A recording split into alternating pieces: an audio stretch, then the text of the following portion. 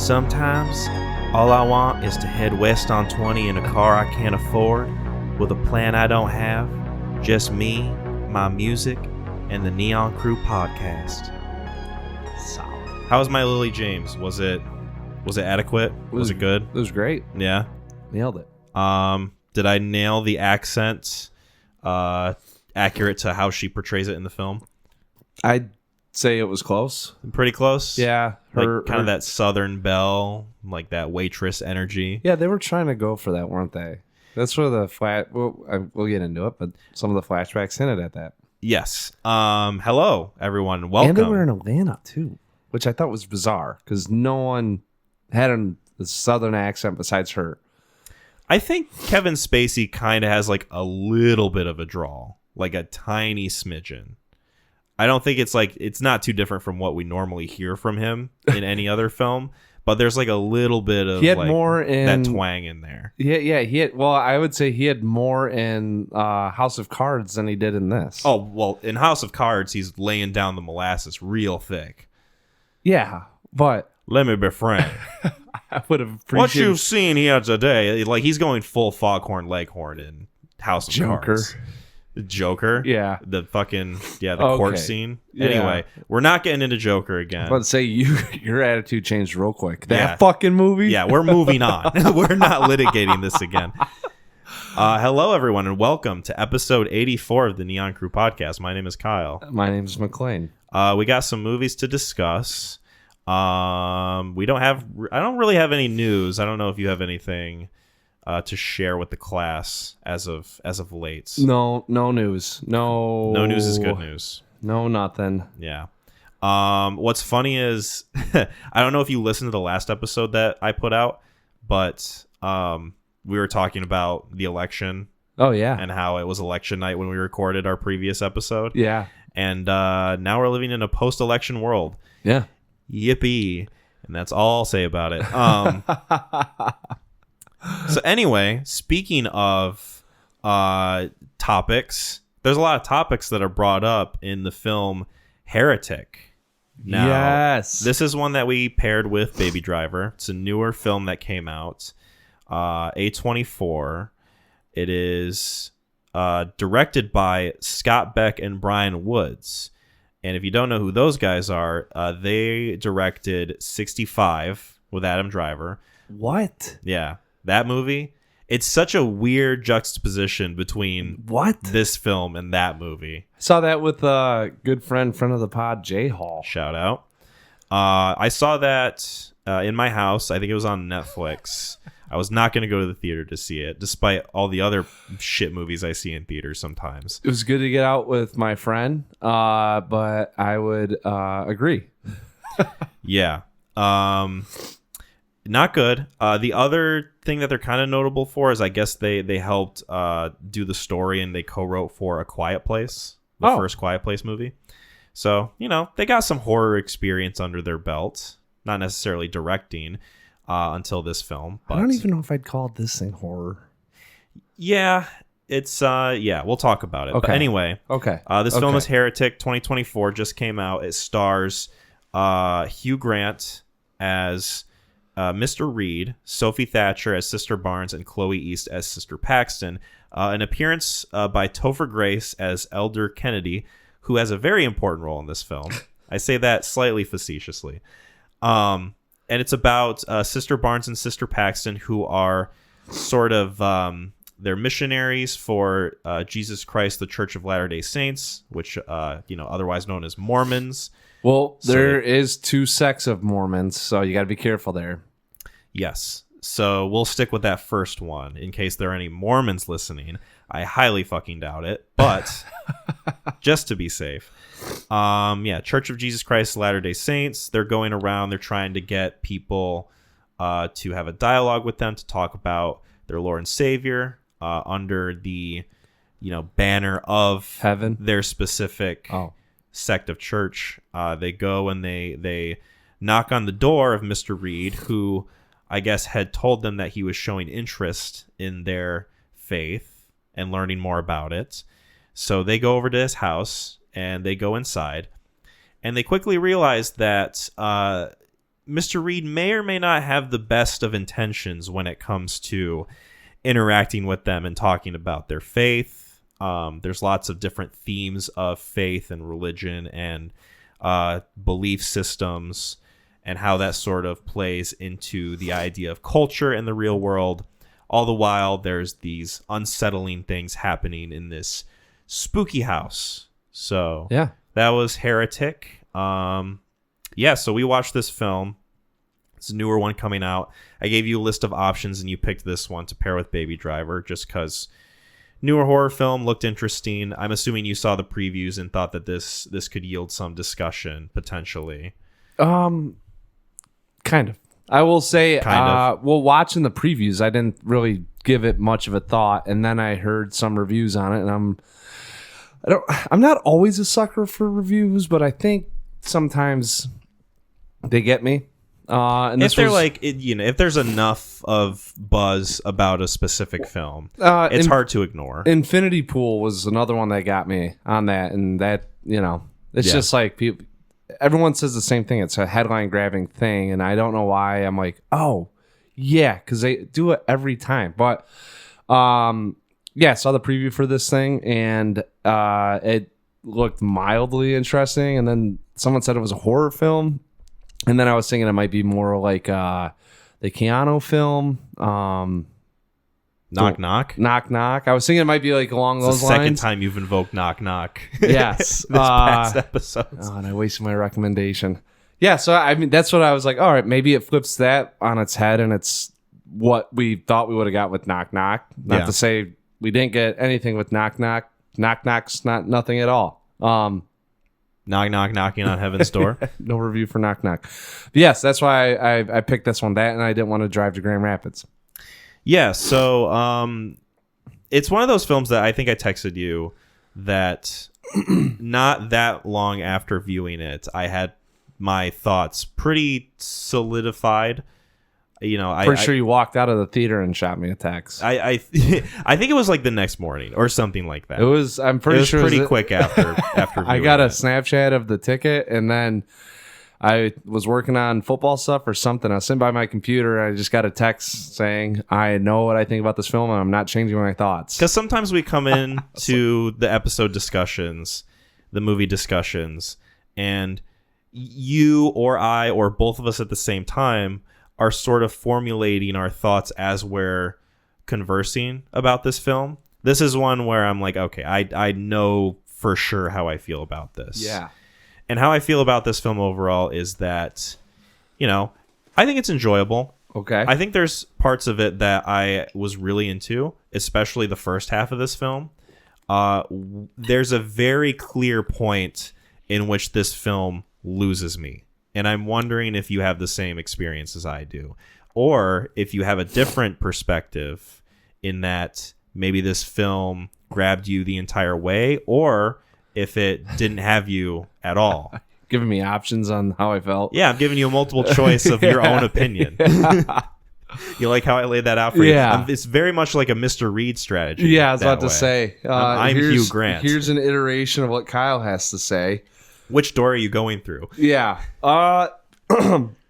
No, I think I got hooked immediately. The conversations about religion always fascinate me. One way or another. And there's always, a great example is the Book of Pi. That's another good one, and that doesn't go this route at all. But I was immediately like, all right, like what are we kind of getting into, and how's this movie going to shape up, and is it going to lose any sort of the storyline or some of the theme that's getting played out? And I really didn't think it did. I did get. No, I don't want to say it wasn't lost or like I was bored. It was kind of like I was really excited about keeping up some of that momentum, and all of a sudden, like a fingernail, it gets trimmed. But after the movie, I read a couple reviews on it because I was interested in what other people had to say about it. Maybe that there was some things that I was missing, or some of the anecdote that was going around, or the film that was focused on, that helped me appreciate it much more than what I had, at the time of just walking out. So I think I'm in the same boat of pretty much I'm sitting where I'm at. The movie's I don't want to say straightforward. There's a good amount of thinking involved, but Right. this isn't like one of those films where it's like something that's going to be eye-opening, you know, or Yeah. like, oh, I didn't think about that. Or By no means did this movie blow me away. I don't think there was a scene where I was like, oh, shit, I didn't see this coming. Or like, you know, because maybe there's like an element of unpredictability to a movie like this up to a certain point. But then, I don't know, to me, and, you know, we're going to get into spoilers, obviously. Yes. There's a very clear moment in which this film, it sort of, it takes a step in the direction of, oh, this is what it is. Like, I understand kind of what this is now. And I was interested to hear where you're at with it. I was hoping that it was going in a direction that it did not go. So, yeah, let's talk about this movie. Yes. A thing that I think I can confidently say is... Spoilers, by the way. Yes, spoilers for Heretic. A thing I can confidently say about this film that I enjoyed the most is the performances. Oh, yeah, Specifically absolutely. from Hugh Grant and the two girls, Sophie Thatcher and Chloe East. I thought they were all really good. Hugh Grant obviously being the standout of this film. He's fantastic. He's such a good character actor. I think I've enjoyed him in most everything I've seen him in. Whether or not he's like playing a goofy side character or he's playing like the asshole or he's in this movie just a straight up villain who is approaching it in a way that I can only describe as r/atheist Reddit mod combined with the condescending nature of a tenured college professor, where it's very compelling to see.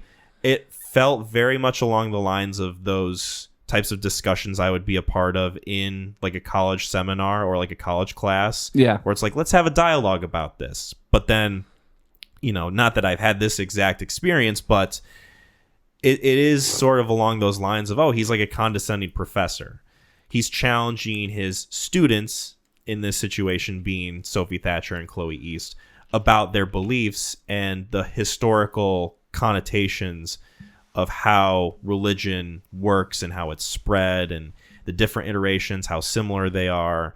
He's very in-depth with it, and you can tell that the screenplay writers did their homework when it came to building him as a character. It's like, this seems like very much a guy who would spend his life, you know, studying all the different religions only to find out that he believes that none of them are to be true, you know? Yeah.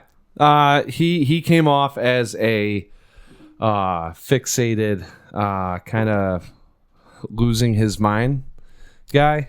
You know, I don't necessarily, I will say I appreciated his acting chops. I appreciated his performance, and he came off as you're going down into the cellar of his home, of seeing how far he's not lost his mind, but it's very easy to find people that become fixated on a certain subject or topic that eventually you're just not able. They've disassociated themselves with society. Yeah. Now, as opposed to the way that you saw him with his like tenured college professor, I looked at him more playing, you know, the role of God in his domain or in his church.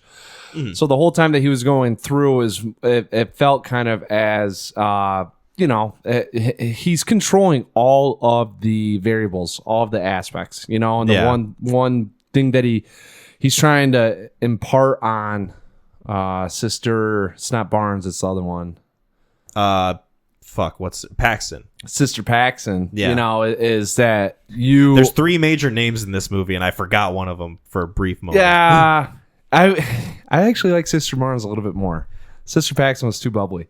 But I think, it's very purposeful how they did that, but yes, continue. Of course, yes. But if you know, the whole time he is alluding the nature of man, of having, you know, choice or free will, you know, and being able to at any point choose to do this or do that, and yet seamlessly going along with the script. So, I thought he was fantastic. I really dug his really performance, fucking good. and if I watch this movie again, which I'm sure I will at some point, it stands out, you know, and in a role that I think, you know, gave him a little bit to chew on, but I think that's one that someone else could flub very easily.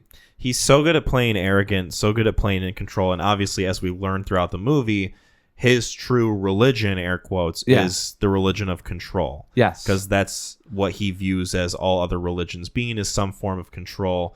He just goes about it in a more direct, gruesome way. It feels like he's trying to prove a point.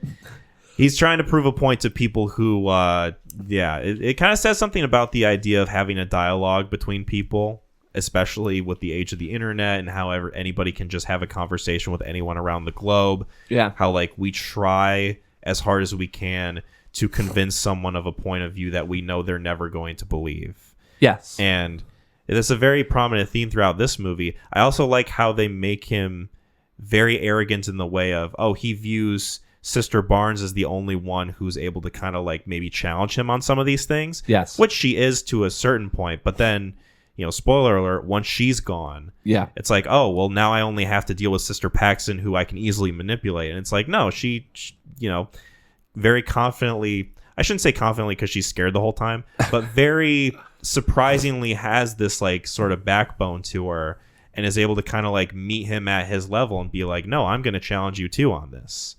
Yeah, I think it's for her, it's developing the confidence and the ability to say no. Yeah. It's also just kind of like her trying to survive the whole time. Like just figuring out how she can best meet him at the level of how can I give myself more time? Yes. And that part I really liked. I think where this movie loses me is when she goes down the cellar and then it becomes just sort of like this mystery of, what's behind all these doors that she's going through. And it's a bunch of women in cages. And he's like, the real religion is control. And it's like, it's this type of movie. I was kind of hoping that there would be more of a supernatural element to this, where like he keeps teasing this concept of, I found the one true religion and you're not going to like it. And it's like, is he like a Satanist? Is like Satan the only thing that, is coming after? Is there like a horrible plane of existence that is there for us that he's like found evidence for throughout like 50 plus years of studying these religions or whatever? And it's like, nah, it's just a bunch of girls in cages and he's like a serial killer kind of. He's an abductor of women. That's it. It's like, all right, cool. Yeah. And that's sort of where like a little bit of the flavor is out of this pizza pie for me. It's, because I was in the same boat. The whole time I was like, I know there's more, and it wasn't with the disciples. I mean, the whole thing felt as he would conduct these experiments or these profound, whatever he's trying to do. I have no, and I still don't know, because I'm like, he's only proven a point to the people that come into his house. So, and then it's assumed that he fucks them up to the point where they're not even like that sentient anymore anyway, right? I didn't, and he like turns them into these like weird. Well, they're his disciples prophet now. People, yeah, yeah. I mean, and they're his, and I do feel like it was playing up into the theme that under any one religion is that's the point that you get to by the time that you get so far into it or you spend a long enough time with it that you kind of become of one thought, one mind of whatever your essential being is that you praise, and essentially he was the one down there. So I did think though, like as soon as they got there, that he was always on that list, and that every 6 months he'd surface up and 2 more girls would go out there as he conducted these things. So I was really expecting all that to go on. I was very interested to see, because he kept teasing it, and I guess I had a different thought process going behind it, is that he's going to reveal himself to be the one true God at some point here. It's nothing matters, and then it felt like it turned into a little bit of a control thing. But I think the interesting thing is that it's playing into the mindset of people that follow certain religions, and whatever one you follow, obviously you have your beliefs about it and your faith. I think he was leaning a little bit more into the conscious mind of saying, hey, come to understand your own self, and I think that's a little bit more of a Eastern philosophy with gaining consciousness over being, I guess I don't know how to describe people that are of religion or whatever you support. So, it felt, it was a little, at the time I was not necessarily vibing it. Sure. But the more I've thought about it, I mean, and I was kind of in the same boat, like probably 25, 30 minutes after this thing, I was like, all right.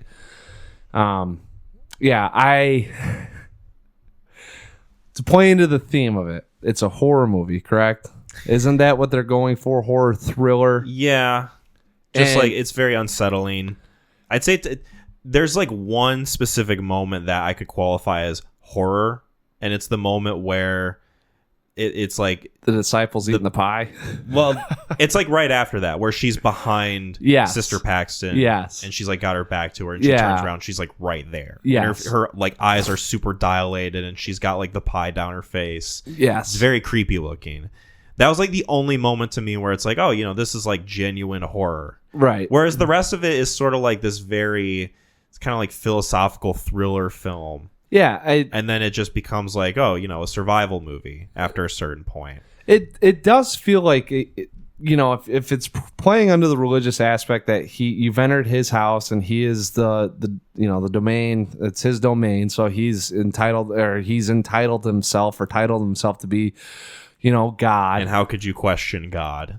Who are you to question him? Yeah, like I think it plays out throughout as you go deeper into the church. If we're using that as a metaphor here, that this is not to say this is how it plays out, but obviously she's looking for an escape from this church, or of this religious prosecution that she's facing. So I mean, kind of the way that the movie goes and how it ends, it does play into this thing about escaping or getting out of, your beliefs, but not necessarily running away from them. It's just discovering, another way out. So yeah, I didn't think it played up as a horror film, and no. I don't like that they're classifying this as a horror film. I think it gives it a little bit of a tone for at the end of this thing. You think it's going to go one way. Like if you had some, supernatural force happen at the end with the way that it's being described, I'm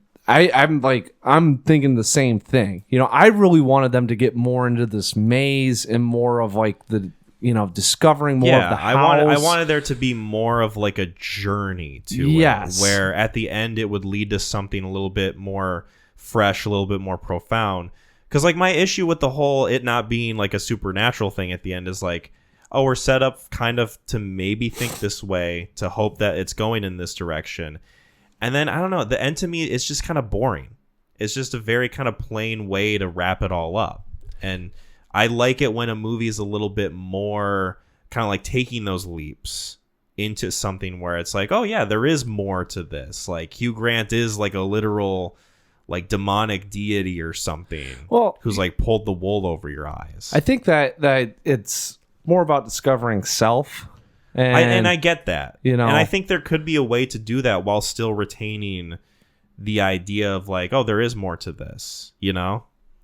I have no idea, because it's a very heavy subject, and it's a very interesting way that they're proposing the battle against religious beliefs versus the idea of self, of consciousness. So it's that's why I guess I don't have too much of because I think any one way that you go with it, it's gonna have a hard time falling flat, because either you have to have some sort of belief in this or you don't.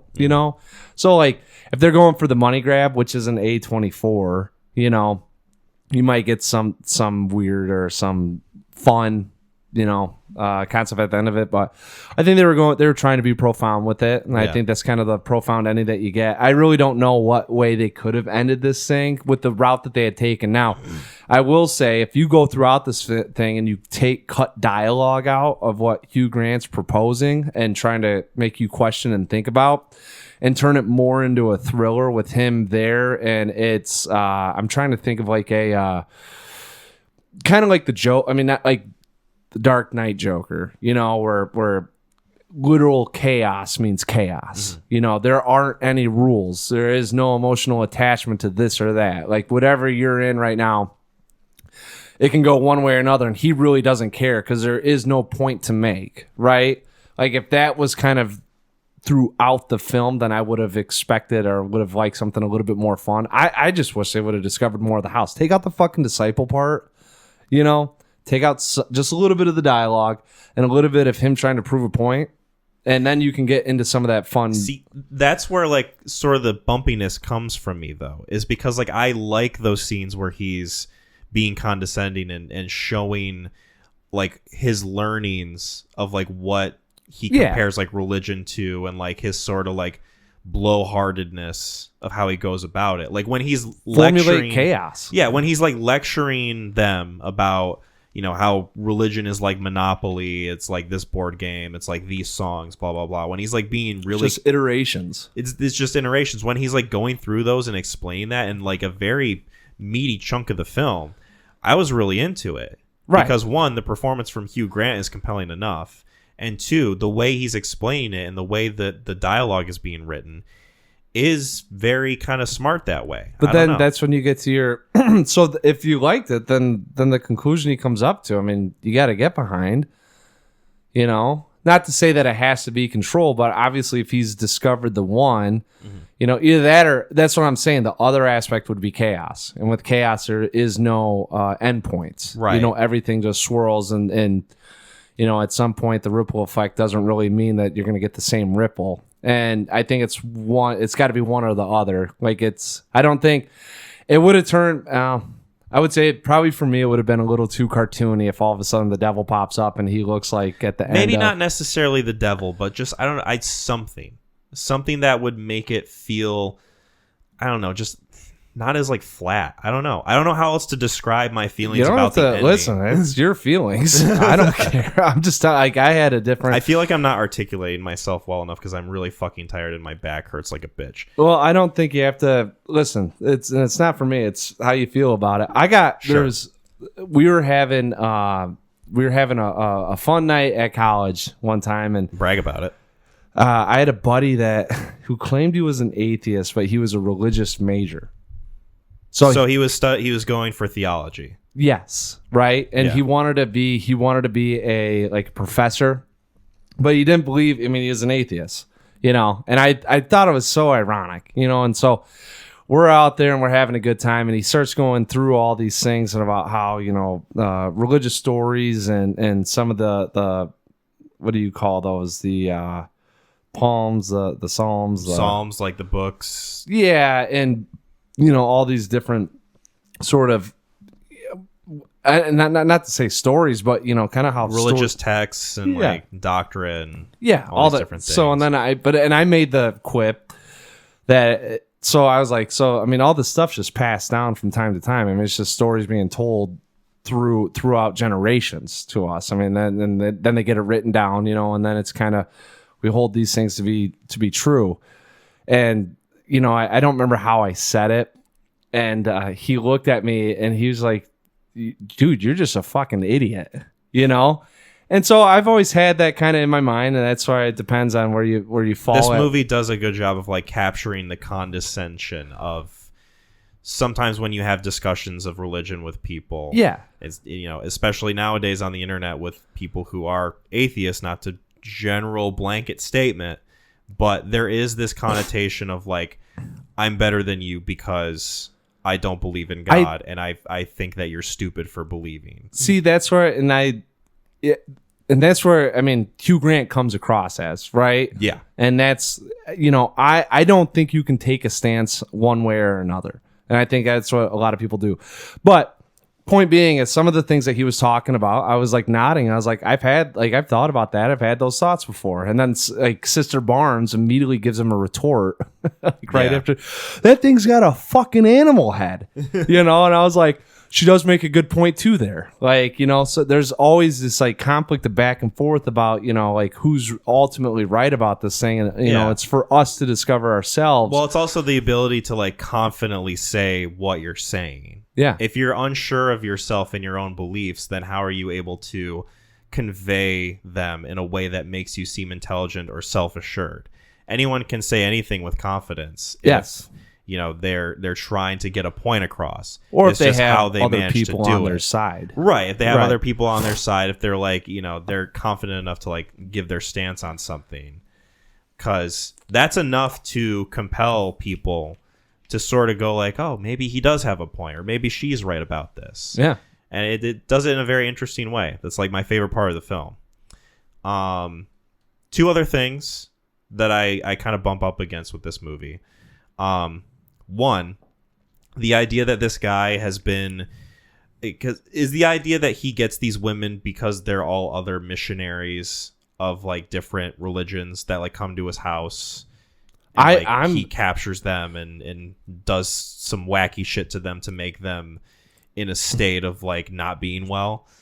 In a state of not being well, if you're in a cage and you get misted and he has to trim your fingertips, you're not doing so hot. Yeah, I think there'd be a lot of room for disassociation to occur.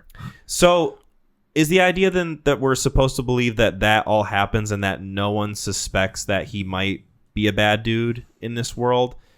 Like, it'd be one thing if he only had like 2 or 3 girls in the cages at the end, but he's got like 8 girls in there. Like, no one's taken note of like, hey, these women are disappearing around this guy's house. I mean, to put it in more of a storytelling fashion as opposed to like it being grounded in reality. Like, I think it's just he's playing a sinister deity, you know, and that's why I don't think.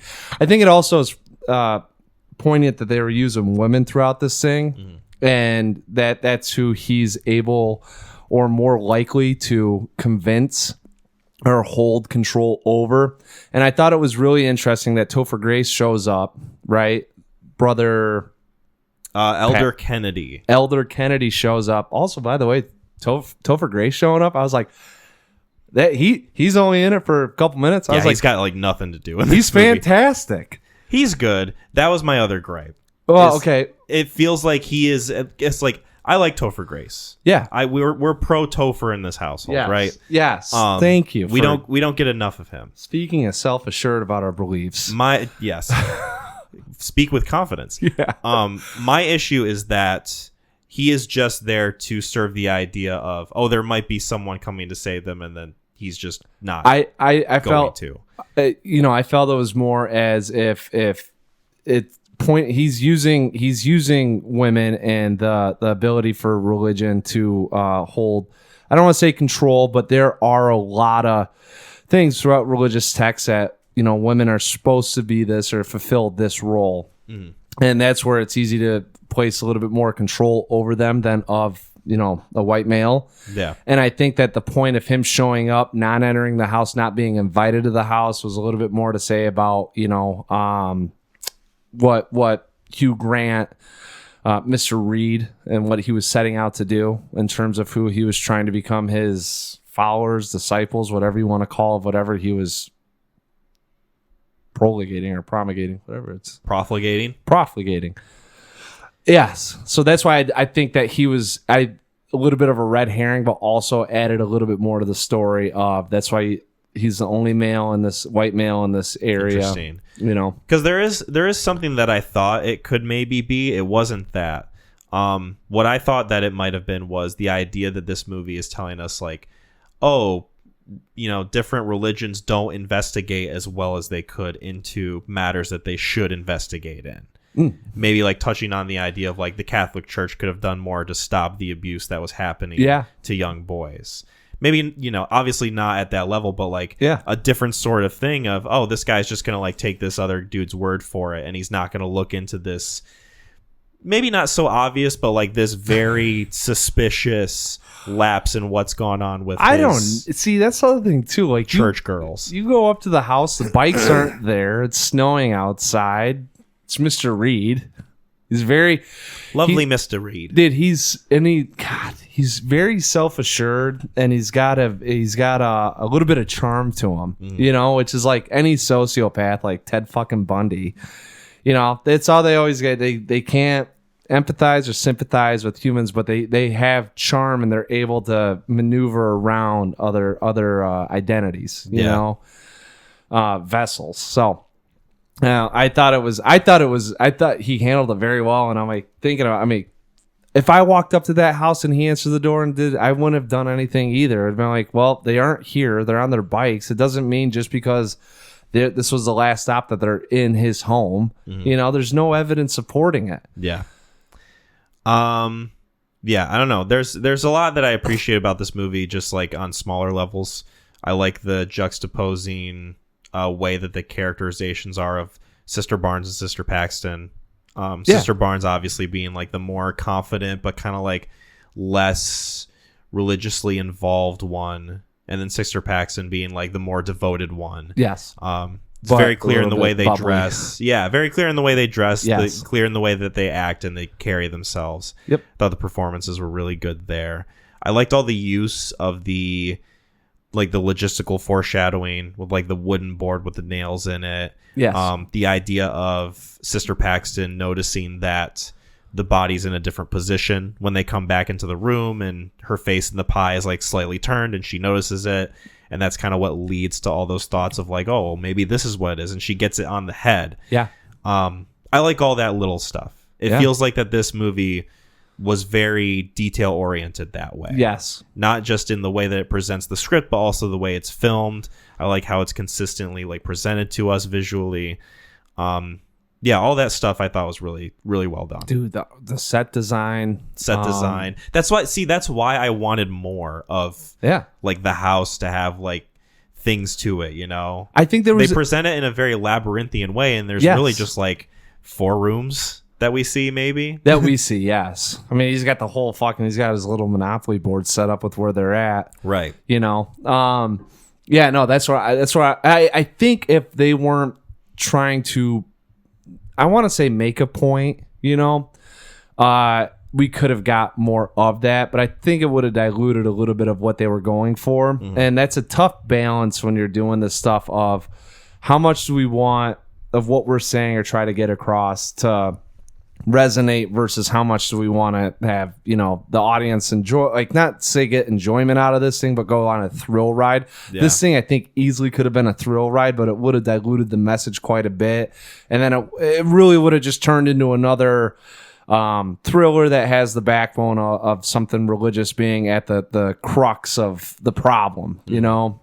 And yeah, I mean, I think there's kind of, you know, they went the route that they went with it. I liked it. I mean, I appreciated it. And some of my favorite, like the music, the way that he would use some of his, analogies, anecdotes, however you want to say about how he'd go through. I mean, the iterations was a big topic in this thing. And I really loved how, you know, he brings up the landlord's thing. And then he goes, you know, the Monopoly sold that. Now you have this. And then he talks about the music being involved with it.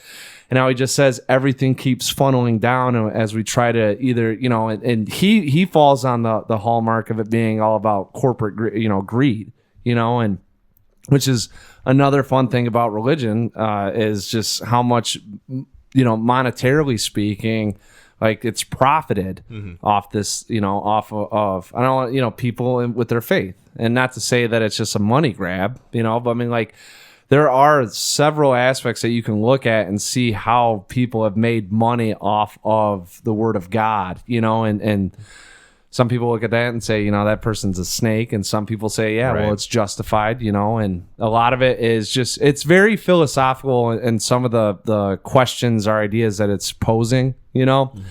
And I really appreciate it that way because it does make you think about, all right, what side do you sit on or what makes sense, what doesn't make sense. And that's why I was really interested to see him. And he was kind of, you know, pushing his weight around with some of his thoughts on this. And then Sister Barnes hops right in and immediately like, boom, boom, boom, you know, and it's like, oh, that's fun. You know, I mean, and that's kind of always arguments that you get with that type of discussion, you know, is stuff like that. And it really makes you think about, all right, I mean, I do see it that way and I see it that way, you know, and I think it was really, I like that. I think I really was upset when she went away.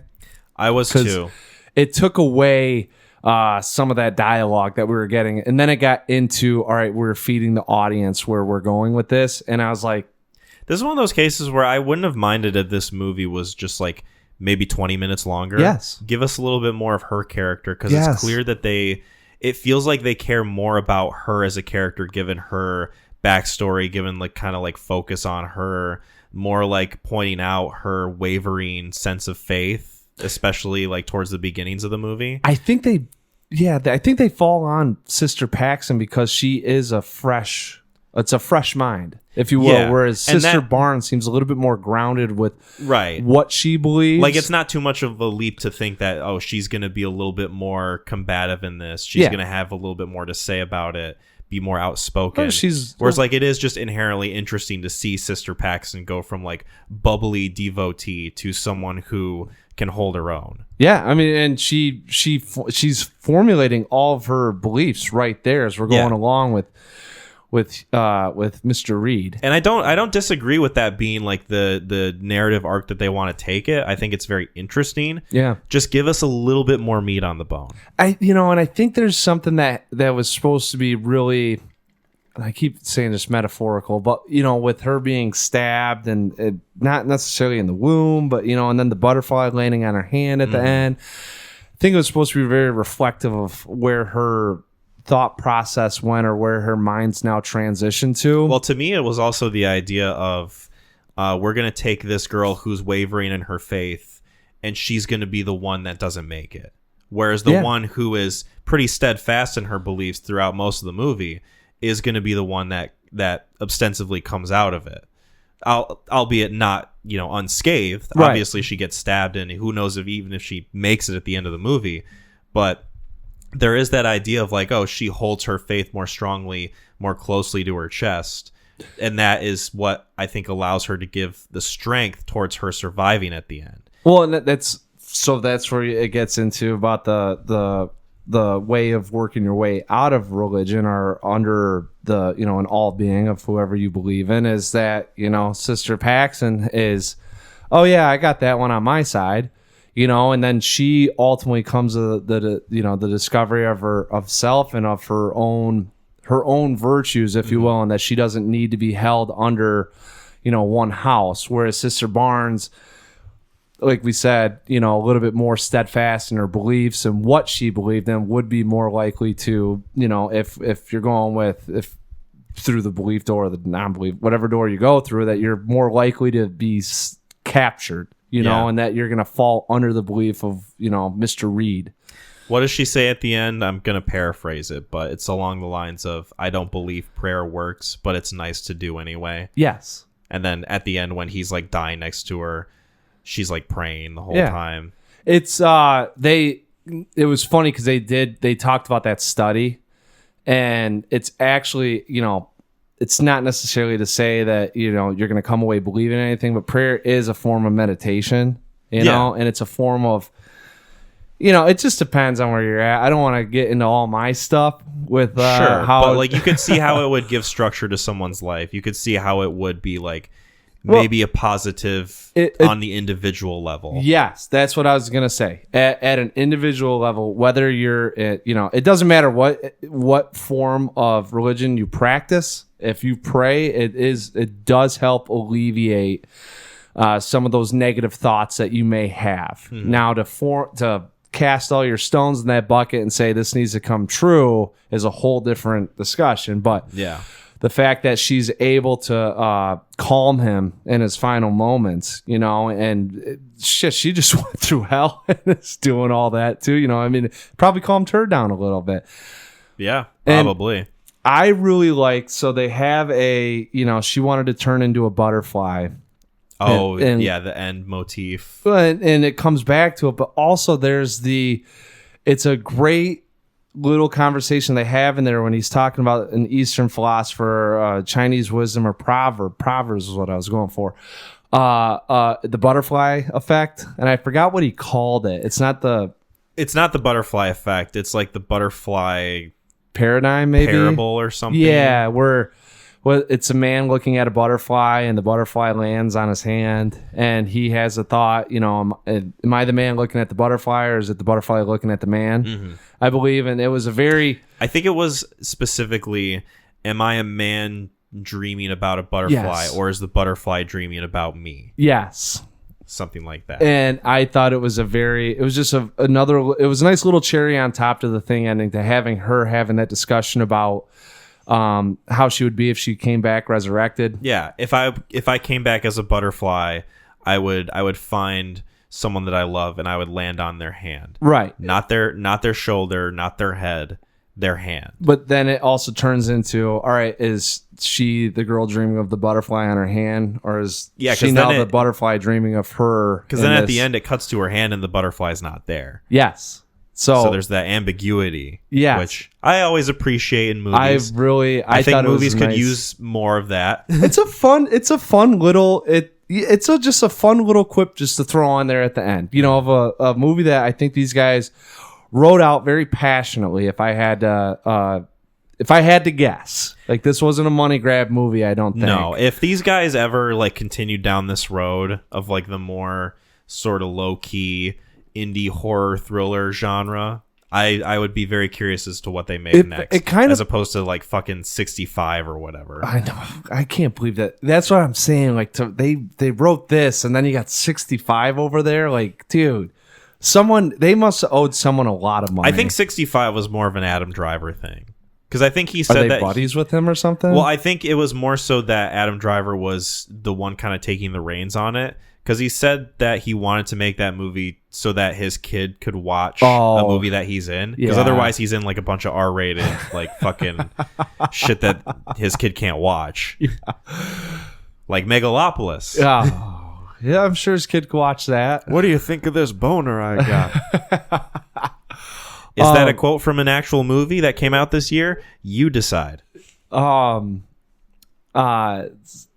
Speaking of the writing and these guys, this also feels a little bit along the lines of It Follows and Talk to Me.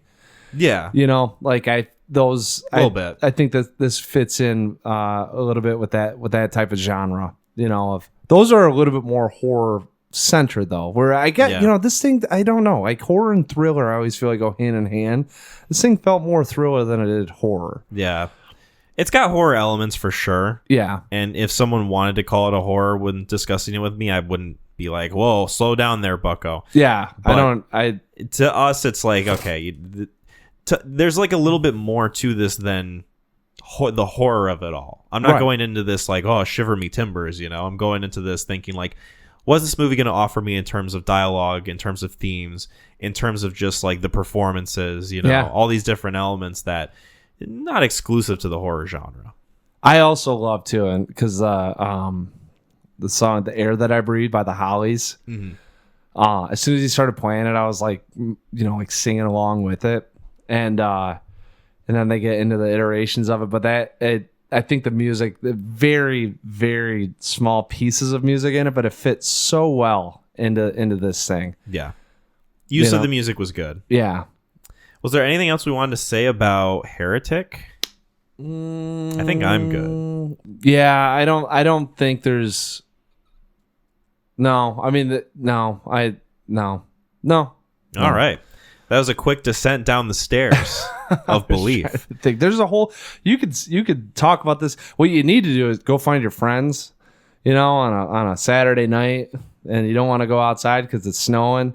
Throw this thing on, and then a very good snowy movie. Turn it off, and then look around the room and be like, all right, you guys really wanted to hop into this conversation and just get going and get everyone's perspective on it. This movie reminded me a lot of like being in college, and everyone, you're starting to form your identity and your own belief system and your faith. And, you always have those talks. Like every time you go out on a Saturday night, people get drunk, and then it'd be 1:30 in the morning, and sure as shit, you're roped up in a conversation with the dude about the 1600s and how it took a swivel this way. And this movie, I mean, I wish it came out like 10 years ago. I think this would have been a fun ass movie to be at a party and getting people's honest thoughts on this after they've had a couple beers. Right.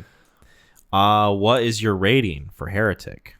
I'm a love the performances. I love the way that this was set up. I really liked the set design of this. Cinematography was fun. I don't think it was it wasn't mundane, but it wasn't like trying to be stylistic, know? This movie was always visually interesting. Yes. I don't think there was at any point where I was not thinking about what's the next step. I love the dialogue. I really like the theme. The ending, it's I've had a different transition or thought process with it that has made me made this film more enjoyable for me, but it hasn't gone up in stars at all. But this is a solid 8 out of 10 for me, like solid entrenched 8 out of 10. I think the problem, rewatchability, it's up there too. Yeah. I think that this is like one of the films I'm not going to, like 5-10 years from now, I probably remember a couple things about it, which says a lot. But at the same token, I don't know how this gets up to a 9 or a 10. Like, it's just kind of more of the same. This really feels like a kid I knew when I was a junior in college put this together and threw it on and was just trying to make an argument about something. So I love it, but at no point is it like this any more profound than anything that I've heard or discussed before. Mm-hmm. But solid 8 out of 10. Cool. Yeah, I'm pretty confident in my score. I think it's one of those films where I appreciate the tone of it. I appreciate the acting, the performances, all that. The first half was something that I was really intrigued by and was curious where it was going to go. And then the second half of it, I wasn't as warm on. But I still think that this movie has a lot of solid things going for it and just the little details of it all. I appreciate the different storytelling elements of foreshadowing. I like the details of the characters. And I just, like I said, the Hugh Grant performance in this movie is, I think, my favorite part. So this is a 7 out of 10. Nice for me. Nice. I was kind of maybe leaning towards a 6, but I'm pretty steadfast in my rating. Hugh Grant's fantastic. Hugh Grant is great. I mean, he alone in this thing makes it like a 6 out of 10. We have to grant him a lot of praise, man, for this film. And I'm not a big Hugh Grant guy. I know you're like the third person I was like, I saw a movie with Hugh Grant and they're like, oh, I love Hugh Grant. And I'm like, I can't remember him in anything else. His career as of late is very interesting because he's in like a lot of supporting roles. He's more so kind of leaning towards that villain phase, whereas like before, from my understanding, he was kind of like, he's a poster boy. Yeah, he was like a romantic guy, right? Like he was someone you put in your movie when he was younger. He was until he got caught with a hooker, and then all of a sudden he had to take like a 3-year hiatus. Yeah, and that was like with tabloids and stuff. Like that wasn't even social media going on. Right. Pre-cancellation era. Yeah. Cool. Well, time for some babies. Time for some drivers. Adam Driver. Baby Driver. That might be. Well, no. I was going to say. That is a film. That's a film that we're about to talk about. Yeah. Driver Baby. Driving Miss Baby. By the way, shout out to the Speed VHS that Mikey got me. Nice. It is now proudly being displayed on the table. So, dude, it's here to give us some good vibes. I remember when I was young. Some good juju. I want to say that my grandparents owned that VHS. This specific one? Not that specific. There's several hundred copies of it, but I'm sure there's probably more than that, but yes. But I remember just thinking like I am way too young to watch this film. Like you'd see the cover and you're like, I'm not ready for this yet. Yes, exactly. I had that with so many movies. Like Kill Bill is the most prominent example of that for me. Oh, where like I was younger, I would see the cover and I think like, oh, I'm not supposed to watch this yet. Yes, that's what I'm like. It's funny because like it's that, and then the other one that I remember was Platoon. Yeah, and Platoon was always like, because it's so funny like when you think of like stimulus, or stimuli. Like you see Platoon and it's like it's dark. Like the cover was Defoe, he's doing the thing, and it's very dark and ominous. Mm-hmm. And like I remember that's what invoked in me was like this thing's but not thinking it was as dark as it was because I saw it later on in life, But like if I had thrown think about, have you seen Platoon? I've seen like the first half of it. Okay, it's a very interesting story about that, but think about that film and think about Speed, right? What one, if you were 6 years old, would you have wanted to watch more or like rather have been traumatized by? Traumatized by Platoon. No. I'm saying but okay, like out of the two of them, what one would have been worse for you to see? Worse for me to see? Yes. I mean, Speed's more like outright in your face about it. Is that what you mean? No, I'm saying okay, like you're walking the streets, okay? Think about it this way. I'm walking in.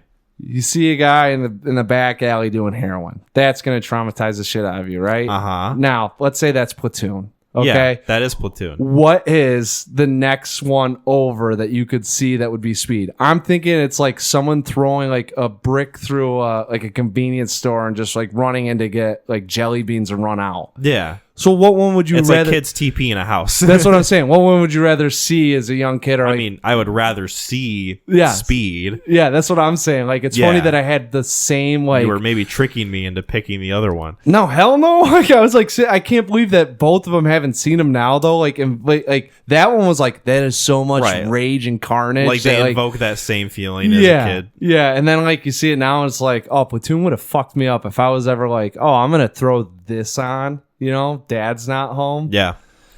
So, I had that same feeling with American Pie. Very dark, very ominous.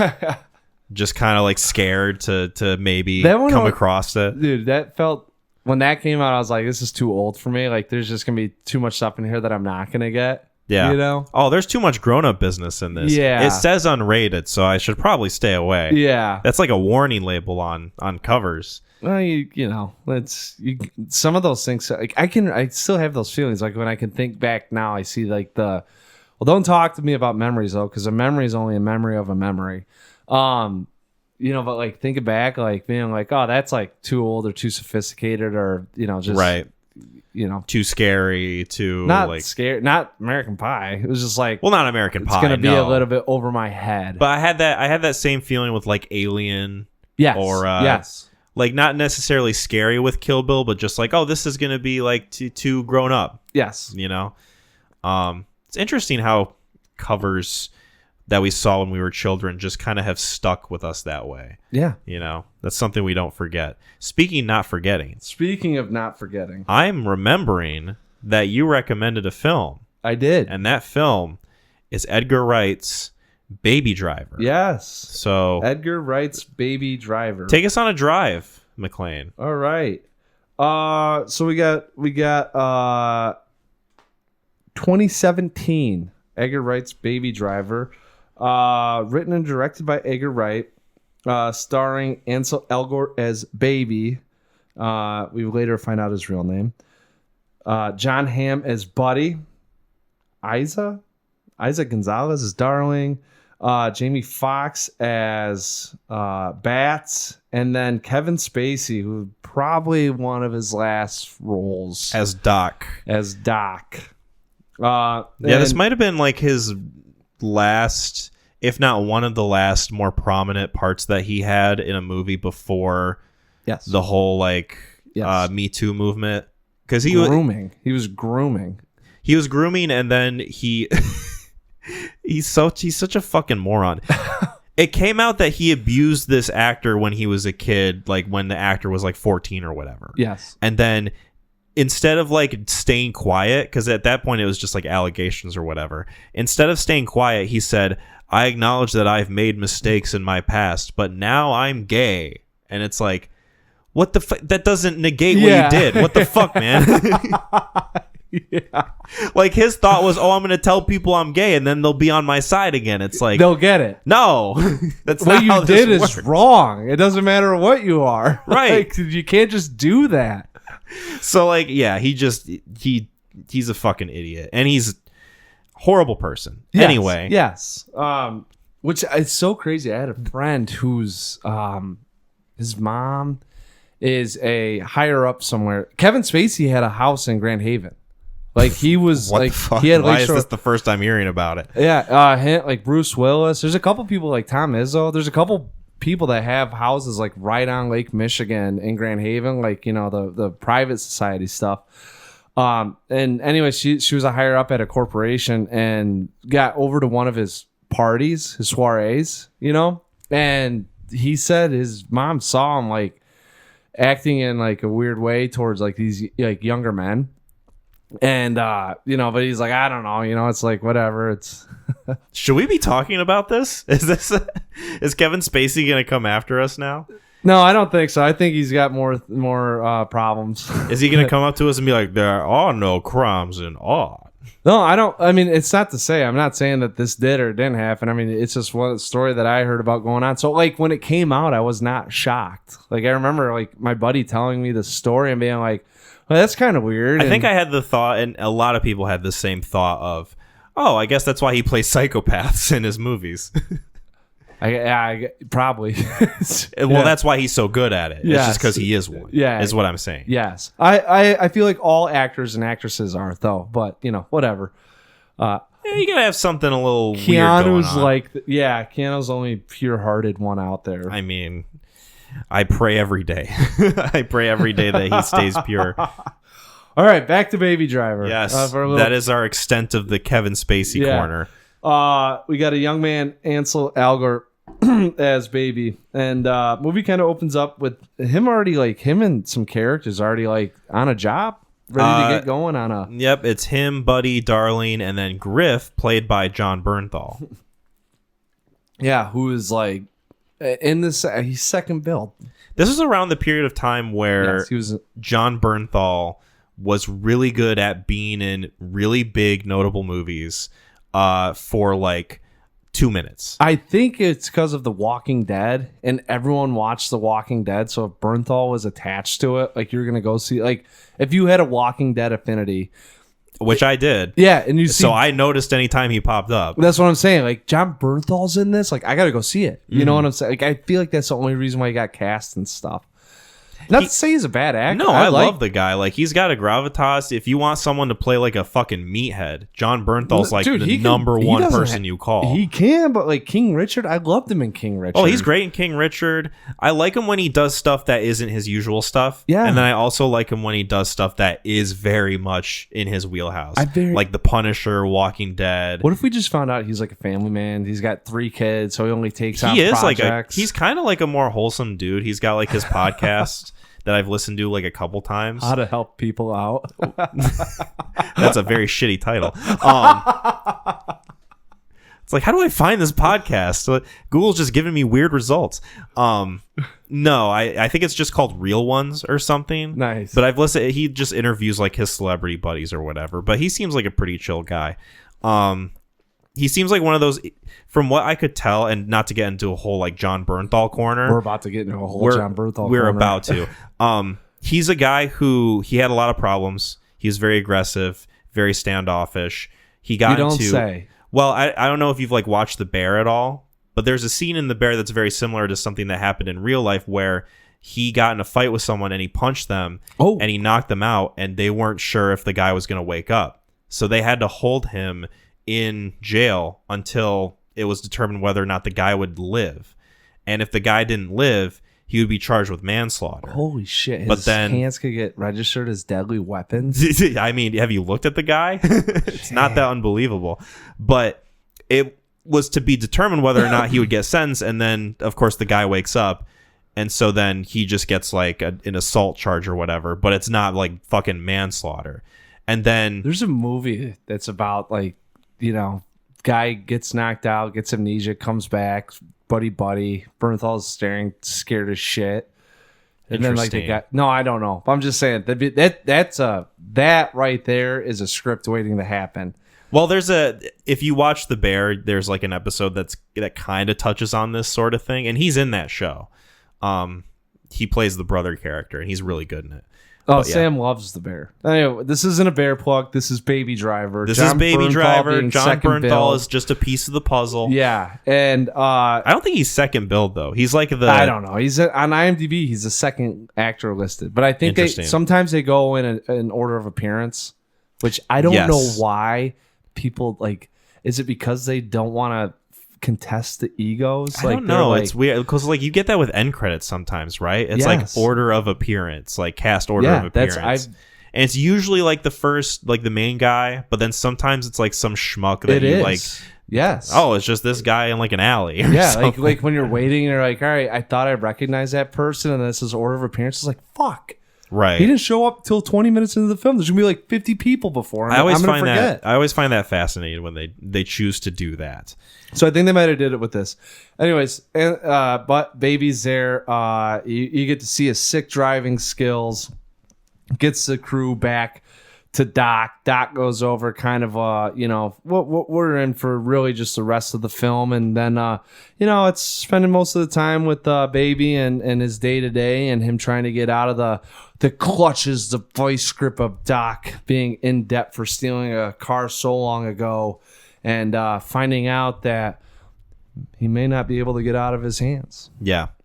Spoiler alert for Baby Driver. We're going to be talking about this. Yes. You recommended this film. Yep. Very interesting because it was sort of the angle of, I remember Kyle, this is me as you right now. Or you as me. Ooh, we're getting philosophical here. You recommended this because I had waxed poetic about it when I first saw it around 2018, 2019, probably. He's setting up his spin campaign. Right. Don't listen to him. When I first saw this movie, I loved it. It was like one of the best films I'd seen. I think I was talking to you about it. I was surprised that you hadn't seen it, but it obviously left an impression on you how I felt about this film when I first saw it. And now that time has passed, now that I have watched a lot of different movies, I have many different experiences with films, specifically from this director too. I didn't even realize Edgar Wright directed this thing. Yeah. It was kind of a passion project of his. He wanted to make this, I think, since like the early 2000s, and we can get into the whole production of it later.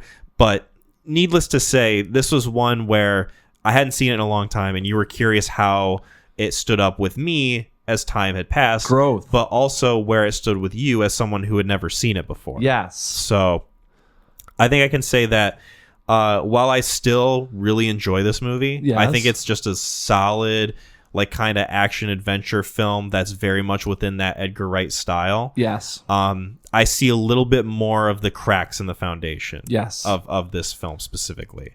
So I'm curious where you stand on it, if it's one you enjoy, if it's one you haven't, because you've been kind of hiding your hand a little bit in terms of word on it. Yeah, in terms of like how you feel about that's this movie. why we have these discussions. You can't just give it away before we actually start recording. True, exactly. Sometimes I do a poor job of that. Yeah, sometimes. But it's also, you lay it out there if you're gonna wax poetically one way or another, that someone's ready to hear about that in case they have some interfering thoughts, if you will. No, this thing is a very hamburger film. Very, very fat. Very, very fat. It's interesting seeing I've seen some of Edgar Wright's stuff. I know we've talked about a couple of his films. You've seen Hot Fuzz, right? I have not. You have not seen Hot Fuzz. Nope. That's my number one of his. See, that's where, Shaun of the Dead was good. Love Shaun of the Dead, right? And then I think this was before I was paying attention to directors, so like some of that stuff came out. I'm not the biggest like Simon Pegg and his buddy Nick Frost. Like I'm not some of their sense of humor gets me, some of it doesn't. See, I love their sense of humor. Yeah. It hits so directly for me. And Hot Fuzz might. I mean, I've seen a couple of Simon, like The World's End or At the World's End. See, that's the one I haven't seen. Is The World's End. Did Edgar Wright direct that or too? At World's End. Yes, he did. It's part of it's called the Cornetto trilogy. So like Shaun of the Dead is the first one. Yep. Hot Fuzz is the second one, and then The World's End is the third one. Yeah. And it's like a trilogy, but they're all like different storylines, but it's like the same actors. Yeah. Sort of like same kind of vibe, where it's like we're having like a little sort of spoof take on these types of movies, but we're also just trying to make this type of movie in its own right. So like zombie movie, buddy cop movie, alien movie. So he might have been taking some these things. It's so stylistically done, and very much so. Sometimes movies like that hit, and sometimes they don't. Not to say that this one didn't hit. Mm-hmm. You just get beat over the head with some of the stylistic choices, and I liked a good amount in here. Like this thing is a movie I feel like you can show pretty much damn near anyone, and you'll probably have just a good time. In terms of the story and some of the performances, I could care less. Really? I can understand one of the performances. All of them. Maybe all of them? All of them. All of Really? them sucked. I don't think anyone... Oh, I disagree. And I don't think anyone in here is going to be something that I will ever remember. It was all bubbly, cartoony, and I think from what I'll remember from this is a lot of the stunt coordination, and sure, that's at the forefront. Yeah, and some of the cinematography, some of the choices with the lighting, some of the tracking scenes. Like, I really enjoyed some of the stylistic choices, but you could tell that he was struggling a little bit with the dialogue or the character he was going to create, or lack of creation, because you get a lot of these really long, drawn out shots of just filling time and space, and I think it's more so on the side of being creative, but at the time it doesn't really add more to the character or the environment of what's around me, and that's where I was getting drawn out of this thing. Like, it was fun. I mean, don't get me wrong, but I was not 1,000% invested in it or seeing where it was going, because I had a little bit hard of a time with the story. Just felt like another just story. I mean, it's a simple story, but it's there to kind of serve the kinetic energy of it all. I think that the very kind of simple approach of, these are like a series of heists that this kid is a part of forcibly, that he's trying to get out of, right, is to me an intriguing enough setup for the events that play out in this film. And I think that it doesn't need to have like so many different like things going on. It just needs to do it well enough to draw me into it. And I definitely disagree about the performances. See, that's why I'm interested to hear who you liked and didn't like. I like, we talked about him at length. He's a problematic person. I don't condone him at all. You don't have to defend Kevin Spacey. I think Kevin Spacey's good in this movie. I think he's good at the sort of very kind of plain, ambivalent, mastermind heist character. I think he's good at being intimidating when he needs to be. I think he's good at being dry when he needs to be. He's someone that gives like very kind of stern high school teacher level behavior that I think kind of works in this movie, especially when you're dealing with a main character who is very young and looks like they could be in high school. He's talking to Baby as a child, and he's talking to the other heist members as if they're just kind of like lower than him, because he knows that they are. He's the one that's in control of everything, and so he's just very naturally condescending the whole time. And I think that works for his character and for what the movie wants him to do.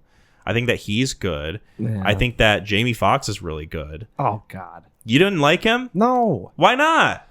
It's Defend yourself. I'm trying to come up with the words without just being like, it's blah.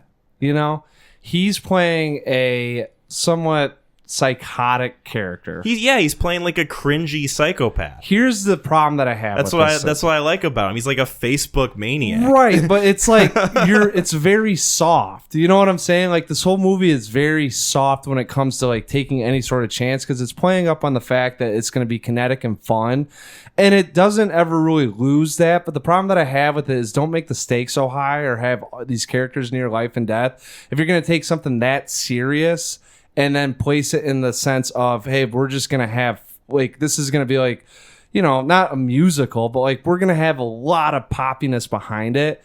Like, so it loses a lot of the tension or any sort of stakes that you're feeling whatsoever. Like, by the end of this thing, when it all shapes up with him going, like, I didn't even really care. I was like, I don't know where this is going. See, to me, the tension is where it all is potentially going to go tits up with Baby and Deborah and like his whole situation. He's a Marvel character. What are you talking about? Like, he's shown in everything. They're like, when he was 11, he got into the spaghetti conundrum with the cops. Remember, he drove blindfolded and backwards for 3 hours and left them out. I'm like, okay, so now I know that this kid can get out of any situation. Like, he's running from the cops. Like, here's another thing too, that they were just like, who really cares? I mean, yeah. There's so many liberties taken with this thing where it's like, so when you give me psychotic, like he's supposed to be bad Jamie Foxx, but at the same token, we've got this kid who's going in 360s, flying over skyscrapers with cars. It's fun. It is fun, but I don't Yeah. need Jamie Foxx to be in there and be like, hey, I'm the really psychotic guy in this fun movie. It's like, I'm like,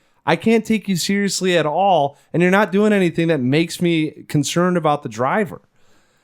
I don't know. I like the idea of not only him being just outright aggressive the entire time, of like not understanding what Baby Driver is all about, but also the fact that like, yeah, other characters kind of fall in that line too along the way, not only with like him, but with Darlene at a certain point, and even Buddy, who is ultimately revealed to be like the antagonist of the movie towards the end. He just shifted it. And I like that. I like the idea that this movie is about like, okay, the waning patience that these people have when it comes to him as a character, because he's the getaway driver. He's good at being the getaway driver, but he's also someone who is like waning I don't think it was well, they all view him as like, what's wrong with this kid? And to me, it's because they view him as like, oh, he thinks that he's better than us because he's the getaway driver. He doesn't have to get his hands dirty. So then there's that element of disconnection that Baby Driver has with everything else that they're doing. So it's like, okay, there's this separation there. There's this kind of like wall. He's not passionate, nor does he like. That's what I'm saying. Like it's one thing if like you're like, I'm above you because of this, but you're also passionate about being of that ilk. Well, I'm not saying that he thinks that he's above them. I'm saying that that's what they're projecting onto him, and like why they view that when he's just kind of like a quirky kid. You know, he's very peculiar. He's got his skills, but he's also just like in his own little world, and that rubs people the wrong way sometimes. And I like set it up with Bernthal. Yeah, they set it up with Bernthal. They expand upon it with Jamie Foxx, and then ultimately you see that transformation of someone who seems like they have patience with the character of Buddy, ultimately going down the road of like, I've had it with this kid. Yeah, and that's what makes it interesting to me. I don't know if it gets interesting because it's well warranted. It's not like it's warranted in the sense that like, yes, he's reacting that way because Darlene got killed. It's a culmination of everything events that has gone wrong is because of Baby. Like, I get it. But at the same time, there is this like festering animosity there that you get with Baby wanting to get out. And I didn't really see that. Him and Buddy had never sensed that at all. There's that scene where he tries to sneak away and Buddy stops him in the garage or whatever. He's like, where are you going at 2 a.m.? And like him and Bats kind of like team up on him. And it's like, hey, I don't know. I mean, like, we need to get our head in the game. If you leave, like, this isn't going to go well for you. That's what I'm saying, though. But that's like, it's scripted. I don't know. It's scripted that way. Like, what do you? It's 2 a.m. It is scripted. It's a movie. That's what I'm saying, though. But I do the same thing. It's not like it's anything different than any other human being would have done. Nor am I looking at this guy being like, oh, he's got autism or Asperger's. What the hell are you doing? It's too like we got the job. You know, like that's where the conflict comes in. That's where the tension is. What tension? He's supposed to do it. Like, you're supposed to go on the job. He's not running. He's supposed to do it, and he doesn't want to do it. That's where the tension is. He wants to get out, and they keep pulling him back in. My point is, he's not getting. It's not like he's losing patience with him. Losing patience is us. Like, if you're sitting in the car at the time he's supposed to drive, that is losing patience. My point being is, this is a normal reaction from a normal person with another person. Whether or not he's got Asperger's or not, he would be doing these things. That's what I'm saying. So, like, it's a normal reaction, but there's still tension there. But the tension's built upon him trying to get out, not that Buddy's losing patience with him. That's what I'm saying. So when it comes to it's part of it, I think.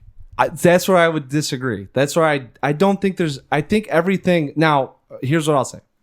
John Bernthal and Bats, yes, they had it out. They were losing a little bit of what's wrong with this kid. You're not the same as me. Yeah. And you are also not doing things that I need you to do. Buddy never felt that way. I never had that inkling whatsoever. Even when he goes out to get him, I thought if Bats did it, Bats was there. But if Bats had grabbed him, then that would have been like, all right, he's got his eyes on him. Buddy showing up is another, dude, we've got a big game here.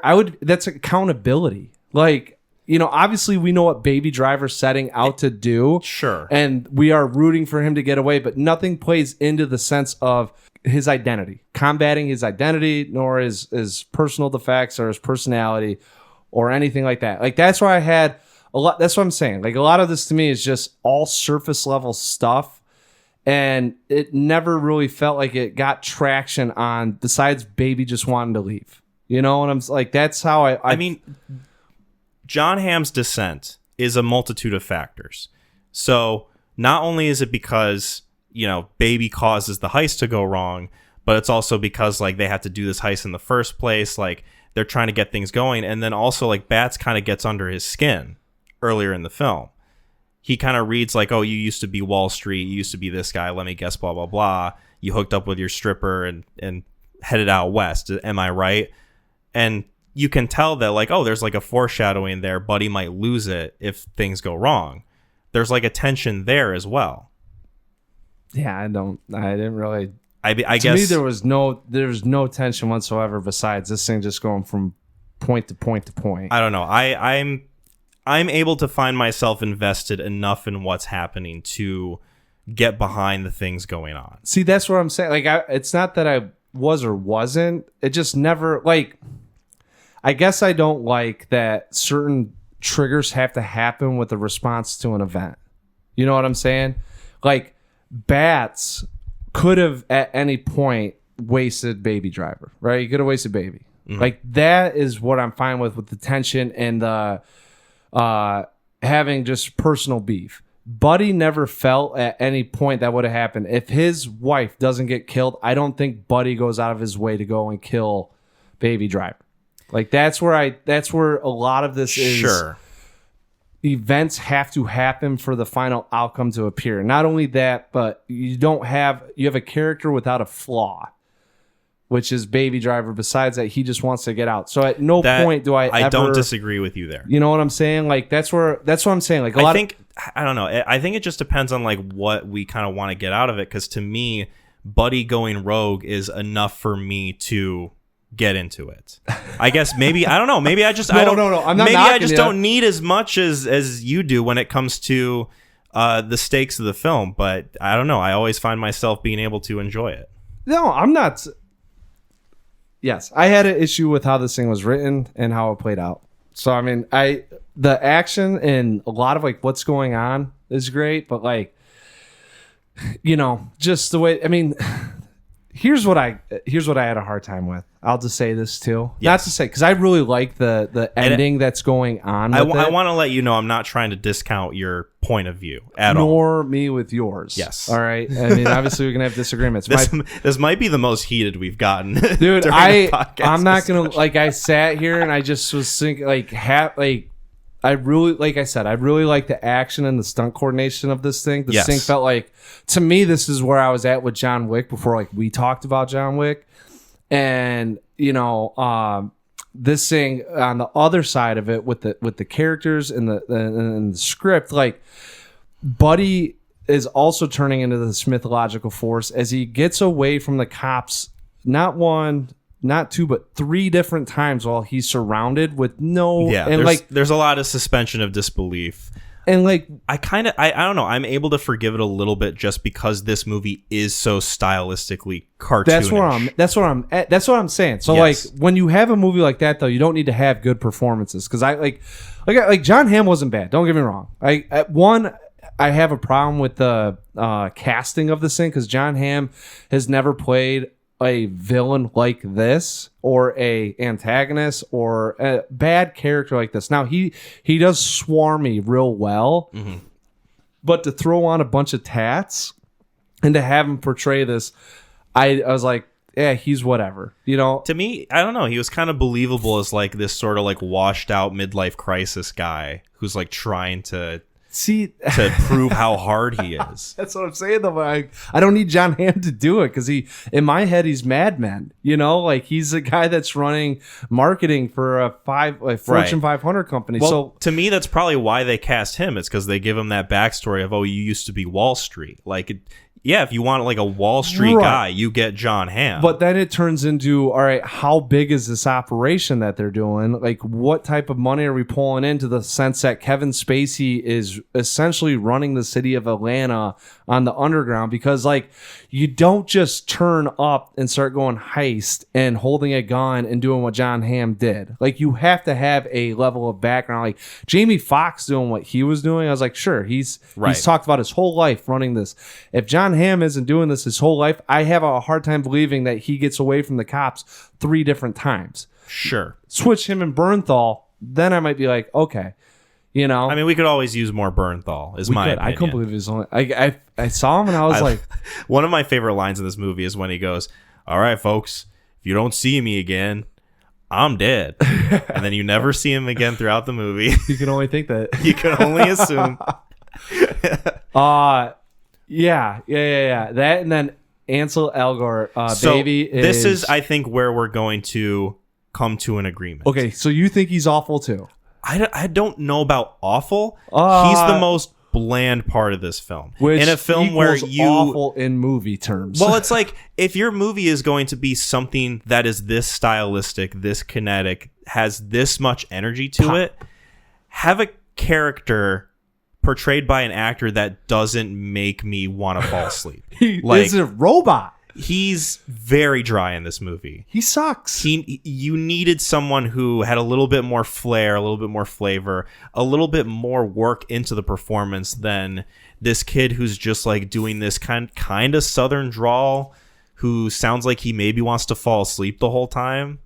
I don't know what he Ansel did. Elgort is my maybe least favorite part of this movie. It's okay to say he's awful. Like, I don't know if there's that's the thing, though. Like, he doesn't impede my enjoyment of the film overall, which is weird to say because he's the main character, right? Yeah, but that speaks more about the movie, what's going on with everything else besides the characters of the story. For me to say that he's awful would be also me to say that, like, he tanks the movie, and I don't think he tanks the movie. I don't think we've talked, like, I've set myself up with, you got the 5 pillars, like 4 of those pillars can be outstanding and 1 can be just god awful. It's gonna sink the movie a little bit. It doesn't make it bad, and especially if you're looking at now, for me, everyone in here for was you it awful. sinks the movie. Not sinks it. I'm like I said, I lean, there's 2 different sides of me. Like, you've got the music inside me, there are 2 wolves. Well, it's a stupid meme. Anyway, I didn't mean to cut you off for that. We watched the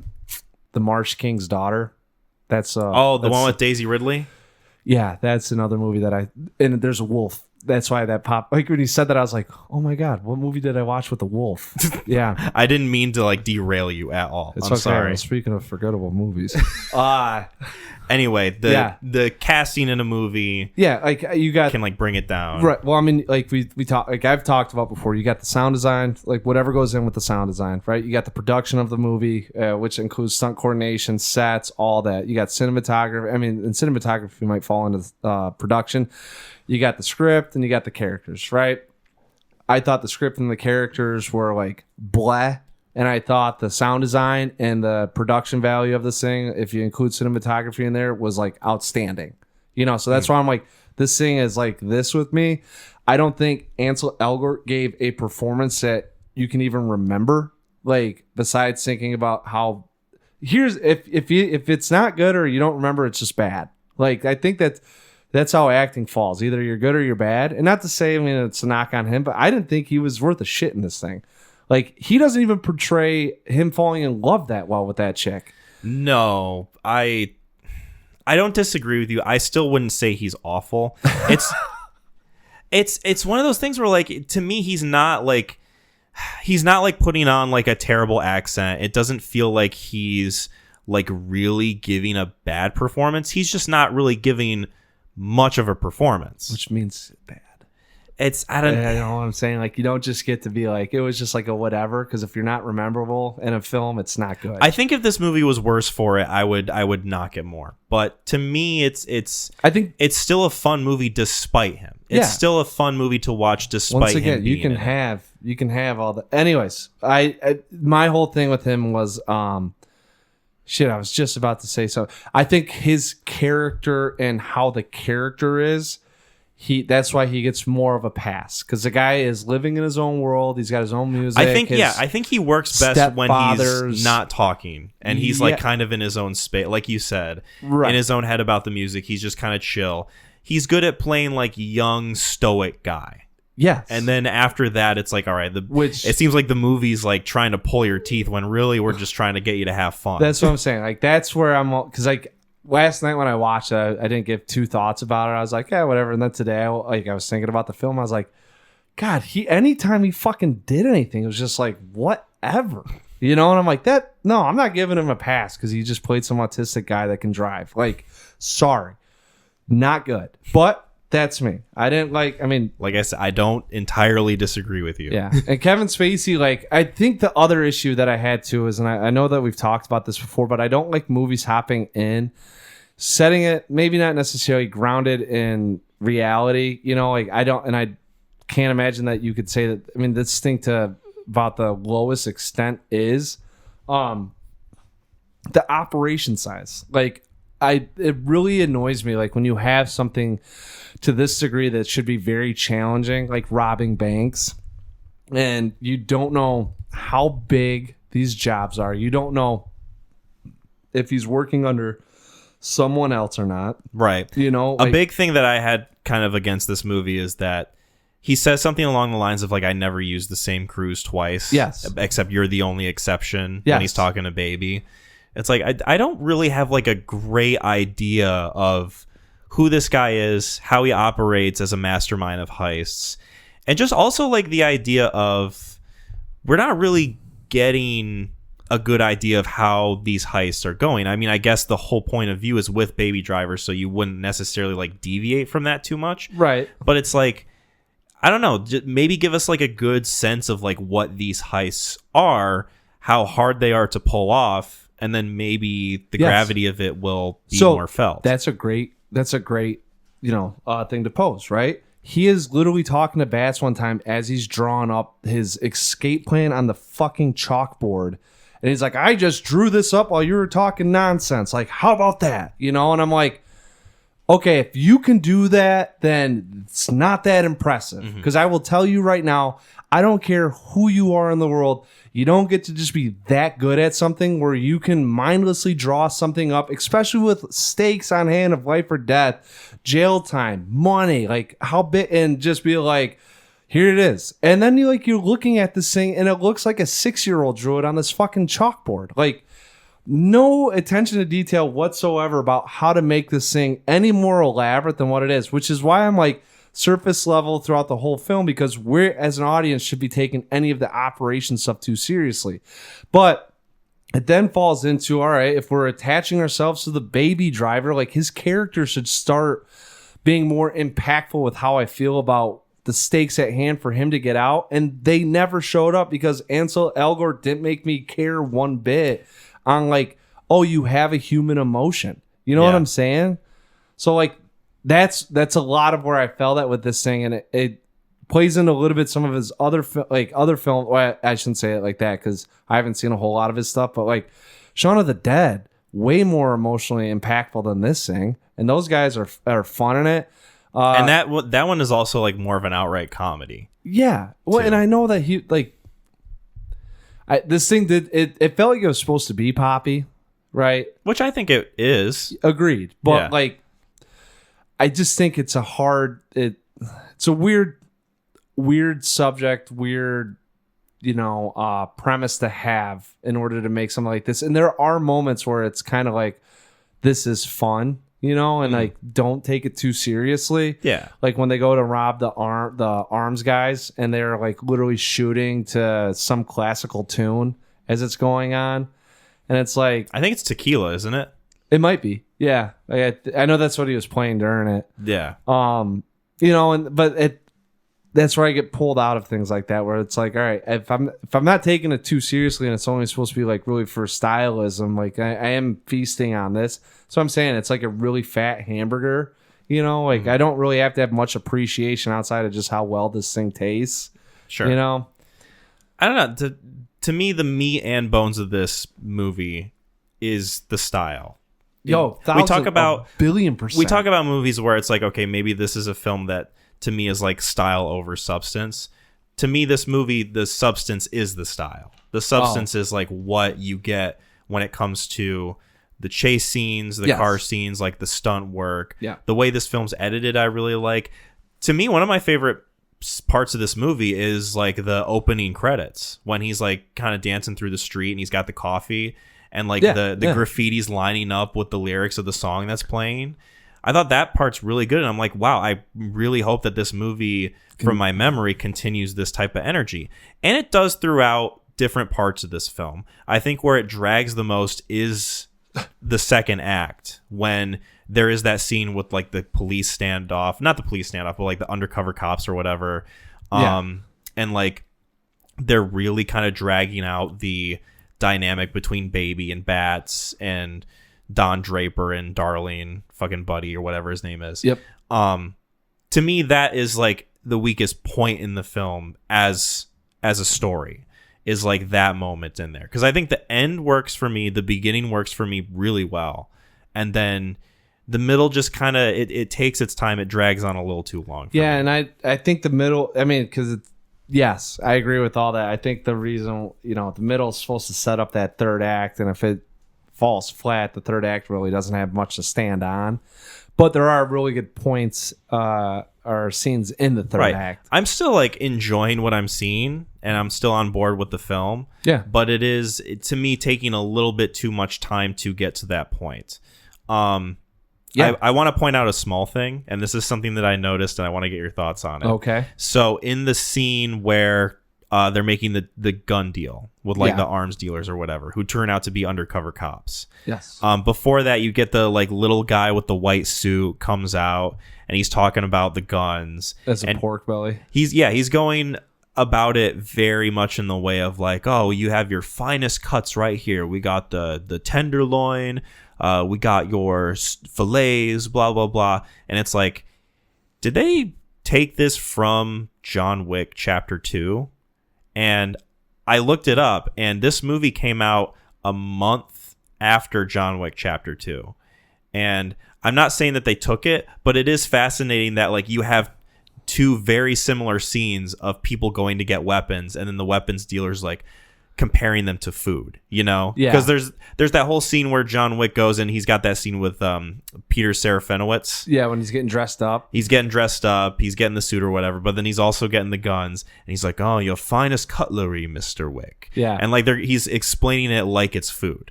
And I just thought that was fascinating that these movies came out virtually the same time, have very similar scenes where gun dealers talk about them like they're food. I hate to say it like this, but I feel like there's several instances where this is pulling source material. It's probably like a common enough thing, right?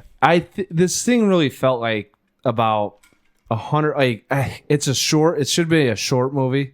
Like I agree. A 40-minute movie. And maybe not 40 minutes, but I'm not saying shorter. I'm saying this thing, it felt like they had to fill in a lot of space with a very simple premise. Mm-hmm. And like that's why you get a lot of this stuff that just doesn't feel like it adds up real well. No, I didn't. That scene, I didn't notice it. I was more so. It was just a very small thing I wanted to point out. Are you making a dwarf joke? I was not. Thank you very much.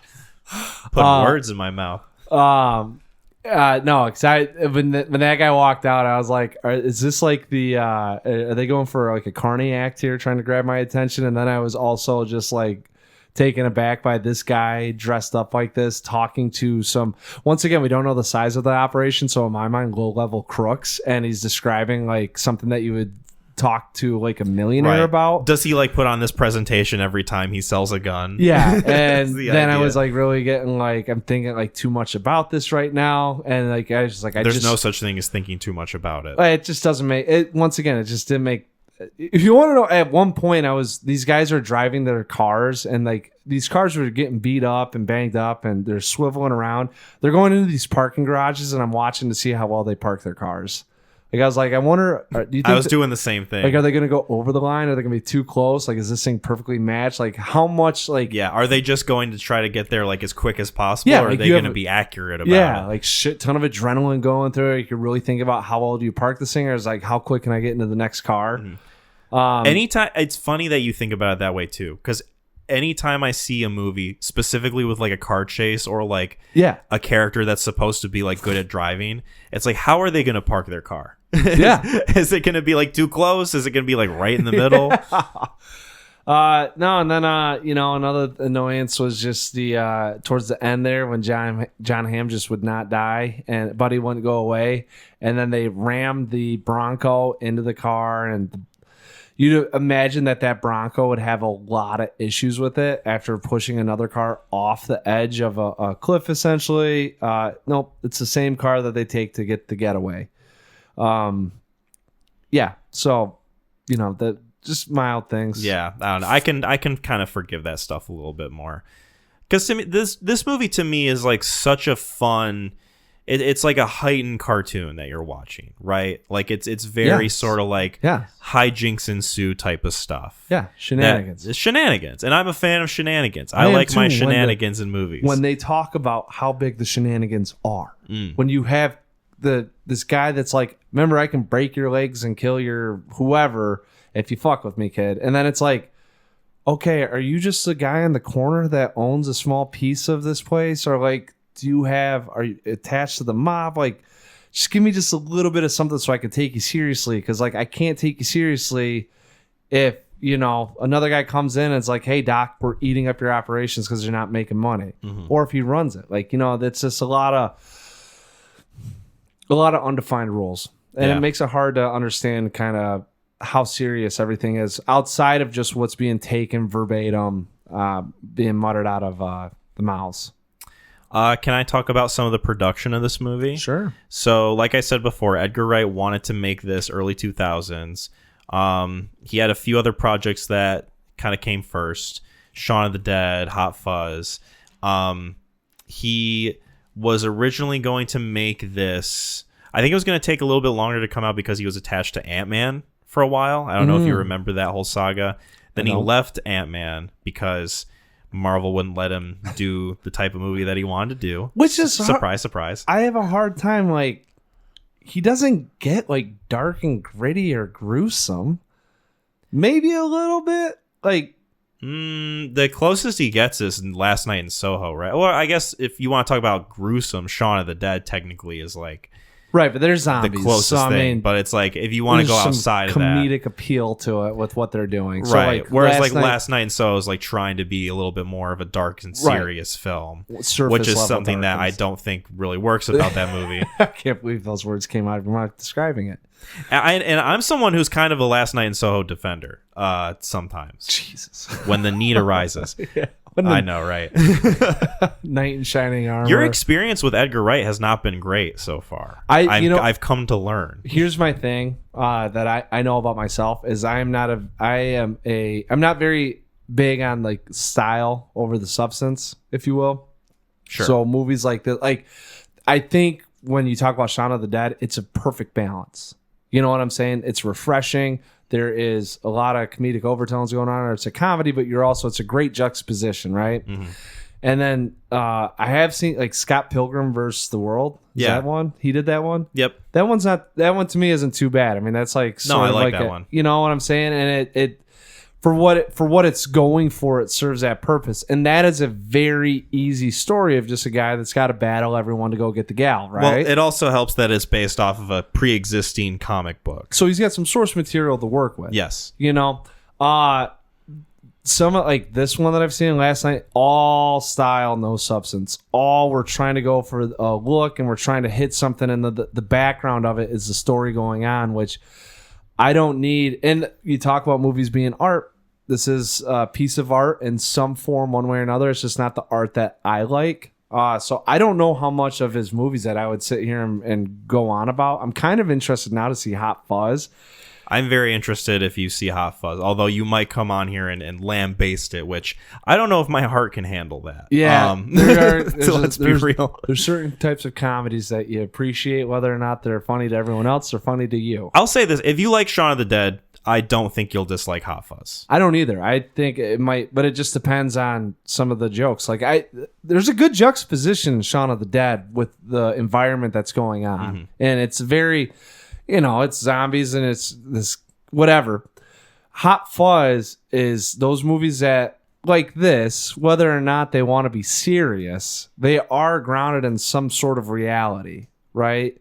Yeah. So that's where some of my problems that I have with comedies like that is like they're supposed to be farcical or satirical, but if you don't go over the line with it, like it doesn't hit me the right way. It feels like it's playing it way too safe. And like this one, if I had to describe it when I talk about it being bubble, it'd be just playing it safe with the subject matter at hand and what he could have done versus what he did. I don't know. To me, it's just like him having fun, and I will say again, for me, it manages to balance the comedy and the tension of it all. And obviously, it doesn't do that for you, which is totally fine. But there's no tension. He's a superhero driving a car. I disagree about there being no tension, but we've already litigated this. I don't know. There's just something about this movie that I don't think the core of it can ever not be enjoyable for me. Yeah. No matter like how many times I see this, even if I see like a few more flaws or if there's something else that kind of like rubs me the wrong way. No one's trying to say it's not enjoyable. From like the first time. Cold in July. It's still enjoyable. It's still going to be one of those movies that like I'm going to view this fondly. And I think it does what it sets out to do very well, in my opinion. Yeah, I'm not knocking that it doesn't. Mm-hmm. I just don't think it's all that great with what it was intended to do. Sure. Yeah, I don't know. There's the music. Music's good. How it's used, how it's edited in. I mean, the basis for this movie is just kind of like the music of it all. Editing's fantastic. I liked how he'd have that tape recorder and then he'd come up with his mix tracks. Yeah. Like that's fun. And I think, and this is sort of like where I think I can pinpoint my reasoning of why I can't say that he's awful, is because even if Ansel Elgort isn't like a great performance in this movie, I still like the character. I still like the ideas that the character has, in terms of like his personality and his quirks and like what the story is about with him. Because like, you get, like you said, you've got like his mixtapes and like how he remixes his own recordings or whatever, but then you also got like the backstory of it all, how like he lives with his foster dad and he's got that relationship with him. Like there's things about his character that I really like, and I think if performed by a much better actor, it could make for like a really compelling performance. There can be a distinction between the actor and the character, and I'm saying the character's fine. Like I don't have a problem with the character. The guy like that if it was just a completely character, bland character, I don't think I wouldn't disagree with you at all. Right. That's what I'm saying. Like you have a rich character you had a rich character, and the guy that you put into that rich character made the character worse. Like that's what I guess I'm saying. Like I think that there were other people that could have played that guy that could have probably did a much better job than what he did. Yeah. And that's where I'm like, I like the character. So a lot of what Ansel does in this thing, what Baby does, it's more of like you can get behind the character doing it, but he just does it so piss poorly that it's like by the end of this thing, like he says the thing like, that he gets captured, and like I didn't see that coming, and I'm like, well, I wonder how this is gonna end. Like they're gonna get together, and of course they do, and I'm just like sitting there like thinking like, I don't even really care if they do. Like he's never portrayed it that he's got to get to her, and he like that's. And I know they've had dialogue about it, but it's never felt like they never had a connection. Now she acted her ass off, I thought, to try to make it seem believable. Lily James is great. I thought she was fantastic in this movie. She is her personality and character in this thing is how I feel about the whole thing. Mm-hmm. It's very bubbly, surface level, very couple words here, couple words there to make you believe that there's much deeper meaning behind all this. And like she did a fantastic job. I just felt bad that she was paired up with that dude. Yeah, Ansel. I'm sorry, man. He's not even been in much other things else, has he? Like, he did the West Side Story. The first thing he was really notable for was, I think, The Fault in Our Stars with our girl Shailene. Yeah. Which it could be one of those things where if I watch it now, it doesn't hold up. But I remember him being kind of good in that movie, as like whatever schlocky tearjerker, chick flick high school movie. sweetheart. Yeah. Yeah. He's in the fucking Divergent movies alongside Shailene Woodley. He plays her brother in those films, which is kind of fascinating. West Side Story, we said before. Also kind of feels similar about him in that. Yes. So I'm saying this is the second movie I've seen him in, and I'm like, this dude has nothing behind him whatsoever. It's funny because speaking of Kevin Spacey, he was in a movie with Kevin Spacey that was made before all the Me Too stuff, but then came out after and did not make any money because obviously Kevin Spacey, called Billionaire Boys Club. Yeah, it's wait, that's not about the kidnapping, is it? I don't think it's that's All the Money in the World. Okay, that's Spacey was in that, right? He was in that, and then they reshot the movie with a different actor, Christopher Plummer. Oh, yeah. So okay. That's what you're thinking Billionaires Boys Club. Billionaire Boys Club was like, it was completed, it was finished, and then Me Too happened, and then they're like, well, fuck, what do we do with this movie? I don't know, let's just put it out in like 2 theaters. Yeah. And then, bad choice. It made like $17 at the box office or some shit. Yeah. So, I mean, I probably won't see much if I see Ansel Elgort attached to it because I don't think this guy's got the chops. He's not the most exciting young man. He's got no personality. He is a very bland boy. He was the exact same way in West Side Story. I would say yes. He's able to be like a decent physical actor. He's able to like perform the scenes well enough with like just his movements and his body, and like he's good at dancing in West Side Story. Well, in this, he's got experience as a dancer. There's a couple tracking shots of him moving around, and or of him running, and I'm like, okay, like obviously Edgar Wright must have been like, this kid's got no like personality whatsoever, but we have to have an hour and 40-minute film on here, so like let's get him doing some other things that can really maybe build up some attachment to the character itself, as opposed to like, like Bats is talking the whole time. JV Fox has personality in this thing. Whether you like it or not, I just think of behind it. But sure, yeah. Was there anything else we wanted to say about Baby Driver? That was a very fierce discussion. Yeah, and I wasn't coming in here to knock it. I just knew that. No, you're good. I had fun with it. Yeah, so let's say. Hopefully, people enjoy listening. Oh my god, yeah. You guys just would not stop screaming. I hope you like the fact that I'll have to turn the audio down on this discussion, viewers, listeners. Yeah. But I think you'll enjoy what we have for you. Shall we give our ratings for Baby Driver? Yeah. Yeah. Was there something else that you had come across your mind? mind? I'm just thinking about I'm teetering on a couple numbers here. Oh yeah. So I'm trying to. You get to go first, right? I went first last time. I do get to go first, and I know what I'm going to give it. All right. So in my memory, I had this movie as a 9 out of 10 for a long time. Okay. And rewatching this movie, I wasn't sure exactly where I was going to land. In terms of like an exact score. 10 out of 10. Yeah. I'm teeing you up to give it an even bigger number. No, I knew that rewatching this movie, I probably wasn't going to dislike it overall. And surprise, surprise, I still really enjoy this film. Yeah. There is something to be said about the performance from Ansel Elgort. I disagree with you on a lot of aspects of this movie, but him being the weak point in this is something that I think we can meet in the middle on. Yeah.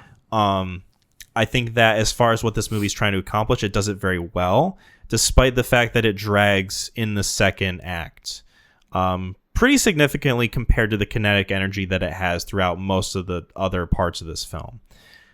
So to me, this is an 8 out of 10. A very solid 8 out of 10. Okay. I don't really see myself ever deviating from that score. But who knows? Maybe I'll view this and maybe Ansel Elgort will be a nuclear bomb that I just can't escape from. So, yeah. 8 out of 10. Nice. No, this thing is, talking about kind of how I view films. I mean, this thing's got a lot of stuff going for it. I think when we terms in style and stylistically done, I really liked. I'm glad you brought up the editing, because the editing is pretty good in this thing. It does keep up. Taking more words from me, the kinetic energy going on. I feel like it's very poppy, if you will. But the what I can't get behind is just I'll say it, the flatness of the characters. Like, I don't really feel like anyone gave a very passionate performance in this thing. And not to say, like, who knows how Wright directed it or if they took it for what it was worth. And so Elgort, like we said, we meet in the middle on him. And just some of the stakes that are behind it. I'm not discrediting that there's tension, no tension. There is. I just don't feel like it's really backed up with how I felt about it. So, I will say though, that for being a blockbuster, big release, critically acclaimed, I believe. I do think that there are points of this thing that would hold up in a film class, so I'm not going to knock it completely. So I'm going to give this is for me, a low 7. Okay. Probably won't get knocked, like, I don't think I'm going to rewatch this thing, because I think this is a movie that rides the line, like, throughout. Whatever you got it as. Drives the line? I like that. Whatever you got it as, I don't think you'll ever go back and be like, oh, this is so much worse. Entertainment wise, I think, I'm trying to think, if you had a group of people, for me at least, if I had a group of people over and I needed to throw something on that would keep people's not necessarily attention, but at points when the conversation got real light and there wasn't anything going on, you could have this on and occupy enough time to come back into a conversation. Sure. One final thing before we move on. What would be your getaway song? I know mine. What's yours? Mine is a song called Pain by Boy Harsher. It is a 7-minute, 20-second long track. Just a guy screaming into a microphone? No, it's kind of like a synthy sort of kind of like that. It was featured in Terrifier 2 during like a party scene. Interesting. And there's like different versions of it that are different lengths. The 7-minute version would be like my choice of like, all right, I got to get away. Yeah. In a car. Yeah. And that would be my choice, because it's like it's always just constantly building. Yes. So Pain by Boy Harsher would be my answer. It's such a great, like, what do you go with is it Flight of the Bumblebees, or do you go with something like that's, or do you go with Queen? Yeah. Yeah, like, I don't really know. There's a couple songs on my football playlist that I play before the Friday night games, and then I'm sure I could throw on. I just can't really think of anything. Like, the one that I really liked was when he had Deep Purple, Highway Star pop on, when he steals the old lady the car, and I was like, that if I had to, like, all right, like, ain't no one gonna take my car, I'm gonna take it to the ground. Like, I was like, within the movie and what I can think of right now, that's probably the one that I'm playing, because, like, not only that, you have to have a little bit of fun when you're trying to get away, because if you make it life and death, like, God knows you're hanging on every choice you make. If you put it in the context of, like, man, I'm just the sweetest guy on this fucking road, you got a chance. Yeah. I'll throw in City Song by Daughters. It's a very intense song. Okay. It is like, that is like life or death right there. See, but I don't know if you want to have that going on. But that's what I want, though. I want the intensity. I want the sheer, like, white knuckle concrete in my veins. Do you think it enhances your, like, consciousness on what you're doing? You're being in the moment? Like, does it harness the reality of what you're in, or does it only amplify what you're going through? I think it would contribute to the adrenaline that I would feel. See, and make me insane enough to not think about consequences. You got to be in the zone. Which is not something I need when I'm getting away. Yeah. I can be locked in the zone. I'd like to see it. You know what? We're going to do the bit. We're going to do the... Let's go get chased by cops right now. I was about to say. Talladega Nights, Ricky Bobby. There's 2 pounds of Colombian Bam Bam under your hood. What are you going to do? Get caught by the cops, or are you going to roll? Oh, boy. Talladega Nights is maybe a future discussion. I don't know. Thanks. Possibly. No, those comedies have like nothing besides like, was it funny? I don't know. Was it really funny? I think it was kind of funny. I thought it was really funny too. What a funny movie. There could be more to it than that. No. We could get something out of it. If we can get a discussion out of some of the movies that we've talked about over this podcast, I think we could get some out of like some dumbass Will Ferrell movie or something. No, it's really just you take it for what it's worth. You're like challenging me right now. I had a plan of what I was going to maybe recommend. It might be changing now. Yeah, but listen, don't get me wrong. We could spend 50 minutes on Talladega Nights or Step Brothers or Old School. I think it's 15 minutes of like dead air. I mean, yeah, there's one way to find out. Don't worry. I won't pull the trigger this time. Not this time. Old School would be a movie I'd love to talk about. Probably not. All right. Well, it'd be a movie. You know, there's some movies it's like, dude, just watch this movie. Like, we don't need to have, unless we did like 3 movies in one. Right. Oh. Interesting. Kind of like how I told you to check out Anora if you get the chance. Because I just want to know what you think of Anora. That might be discussed during the Oscar app. It might be. You know honestly, because it's like, getting buzz. You said it's getting some buzz, and I was like, all right, well, if I don't see it now, I probably will see it when it's getting close. I always get so excited for the Oscar episodes. Even if they're like, I can't wait for. Yeah, it's gonna be another one of those. Like we got 10 films to get done in 2 weeks. Even if they're like arduous and kind of annoying, I like that about until that. I find out you've seen fucking 7 of them. I mean, I'm sorry. It's like, I only got 3 to do, Mac. You got a cram for your studies? Yeah, I think last year I had 4 and you had like 8. Yeah. No, I think it was like 7 or 6. It wasn't like. Because a couple of them were like I just happened to like Killers of the Flower Moon, Oppenheimer, Barbie. Like we had seen them because they were big releases, but then there was 2. But then you got your like zone of interests and like all that. Well, we saw that. We did see that. I dragged you to see that in the front row. No, it wasn't dragging. I was genuinely interested in that thing. I just added it to my watch list. That and Anatomy of a Fall. Yeah. I would like to rewatch Zone of Interest without having, half the screen just sloped towards me because I'm sat in the very front. I don't know if I ever need to see that movie again. Well, I'll drag you to it. Anyway, speaking of dragging Dragging Across Concrete is a movie, and it's time for me to recommend a movie. It's not going to be Dragged Across Concrete. I'm sorry to tell you. Not this time. Well, you've seen that, haven't you? Yeah, I've seen it. I like Drag Across Concrete. Yeah. I like all of S. Craig Zoller's movies. All 3 that he's had so far. We'll ever have, probably. Probably. He likes writing books. He's found that out. Damn it, S. Craig. I know. Reading? Who does that? Dude, I came across someone that just saw Bone Tomahawk for the first time. I watched someone watch Bone Tomahawk for the first time, like Significant 3 months ago. No, it was Adam. Oh. Yeah. I came over to his place and I showed it to him because he's like, let's watch a movie. And I'm like, well, it's on Netflix. And I saw that Bone Tomahawk was on there. You're I was like, dude, you got to check this out. Have you seen this? He's like, no. And I'm like, yes. Hit play. Same Adam, do you think you'd like Heretic? I think it might annoy him. Really? Knowing him, I think Heretic would not be his type of thing. Interesting. I think he'd like Hugh Grant, but I think it would be kind of annoying to him. Okay. Knowing him. But he's a hard person to kind of gauge what movies he'll like and not like. Right. So, I don't know. It could go either way. Hi, Piper. Piper's joined me on my lap. Shout out to our mascot. Yes. I get to recommend a movie. Now, here's my thinking. Okay. We're going to have to talk about Gladiator 2, right? We don't have to. Actually, you know what? I'm kind of getting a little bit more on board with this thing. Even if it's not good.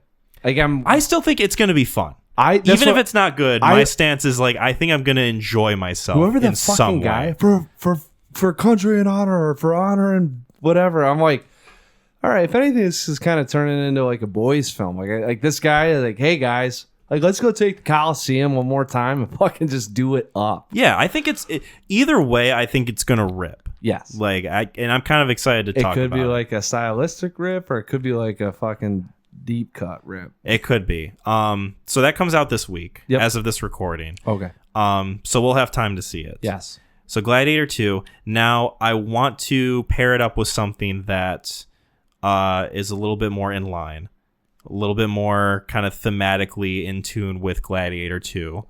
specifically thinking Ridley Scott. Now I'm going to give you 3 years. Okay. And I want you to guess the year. I want you to pick what year you want to go with. Oh, okay. 1977. Okay. 2005. Okay. 2021. 2021's got to be the Matt Damon one. Or you're kind of seeing where it's going with this? Yeah, I'm trying to think of what he came out with in these years. Unfortunately, I'm not totally... These are all films that would, I think, pair well. Okay. I'll just throw that out there. Yeah. You know what? Let's do... Because if it is the Matt Damon one, I'm not ready to go back to that. Not that it was bad. It was kind of interesting. I will say all these films I have not seen either. Have you seen the Matt Damon one? No. Oh, okay. Let's go 2005. 2005. So alongside Gladiator 2, we're going to be watching Kingdom of Heaven. Yeah, all right. I saw that in theaters. Oh, okay. Yeah, let me look up some more info about that. Kingdom of Heaven, directed by Ridley Scott, 2005. Stars Orlando Bloom, Ava Green, Jeremy Irons. It's kind of got a stacked cast. Dude, it's not... I talk about owning movies on DVD. I have that on DVD. Hell yeah. Yeah. So you don't have to go far to see this. No, dude. It was... I saw it in theaters, and I remember I'm 15 years old being like, man, that movie kind of rocked, you know? And then I rewatched it not too long ago. I'm very curious on a rewatch because I think when I watched it not too long ago, I was kind of like napping or doing stuff in between it. So there are but it is... I enjoyed it. And I'm excited to watch it again, especially with with Heretic just being talked about too. And I mean, history, man, fucking rocks. Well, my thinking too was, so when Napoleon was coming out, you recommended Gladiator, right? Yeah. And I figured we would kind of do the same thing, and it's my turn to recommend. So it's like, okay, I'm kind of maybe returning the favor. And I was kind of hoping you would pick Kingdom of Heaven because it's the one that I know the least about. Probably. Nice. Because I know that the other one was The Duelist. Yes, that one is that was his first Adam feature Driver film. And The Duelist, the truck driving one. No, that's Duel by Steven Spielberg. Duelist is like a historical kind of like swords and shield type of movie. Swords and shit. Yeah. It's along the lines of what Ridley Scott likes to do. Yeah. Just as his first feature film. I think Harvey Keitel's in it. Okay. And then I wonder if that's on my watch list. The other one was The Last Duel. That's the Matt Damon one. That's The Last Duel. I wonder if there's a trilogy in there somewhere. You have The Duelist, The Last Duel, and then Duel with Steven Spielberg. Yeah. Different director, weirdly enough, and totally not about swords, but It's funny that you could have a trilogy with Duel. I know, right? Right. I love those unofficial trilogies that people come up with. We'll connect this somewhere. I always find it fascinating. But yeah, I was hoping you'd pick Kingdom of Heaven because it's the one that I'm the most unfamiliar with. I would have picked it had you given me the titles of the films. Yeah. Good to know. So cool. Was there anything else that we wanted to touch on with that? Our thoughts on that recommendation, those pairings, before I get into the outro? No, I think it'll go real well. And those are movies where, just being an action guy goes down smoothly. So I'm excited. But they're good films. Well, I know one of them's good. We know for sure. Yeah. Well, maybe. I don't know. I could watch it and I could totally come in fighting.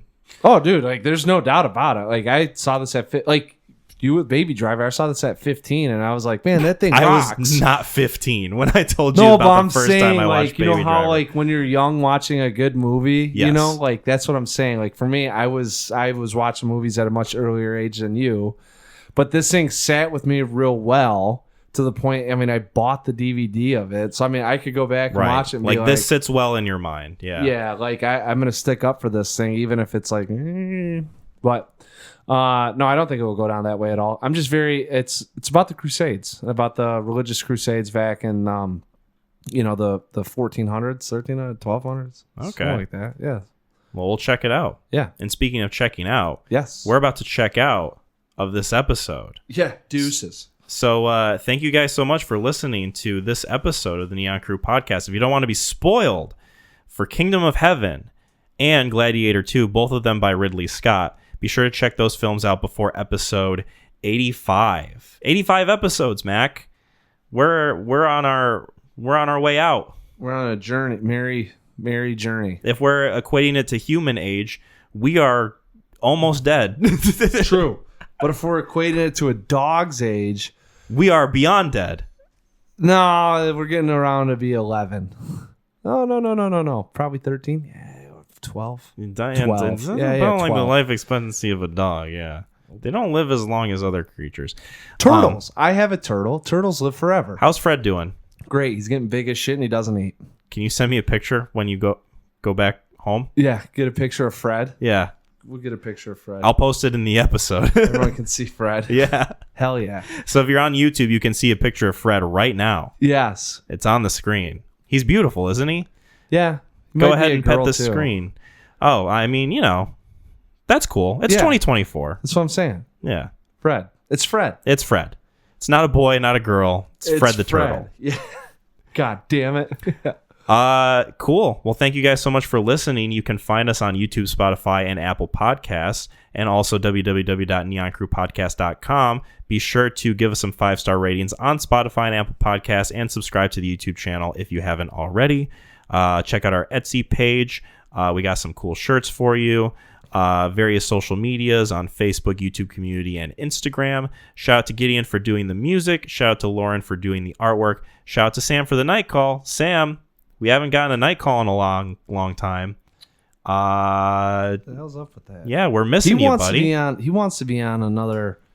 He wants to be on another one once the season ends. He'd like to do the Dark Knight or the Dark Knight trilogy. I would be so fucking down to do the Dark Knight trilogy. Yeah, he is too. I know that I suggested Space Wars, Star Wars. Interesting. Okay. But I think I'm leaning towards Dark Knight as well. So, I mean, maybe we'll get people in touch and see if we can make it happen. Yeah, I would love to make that happen. Sweet. McLean, is there anything you want to say before we sign off? WWTHD. Bye, everyone.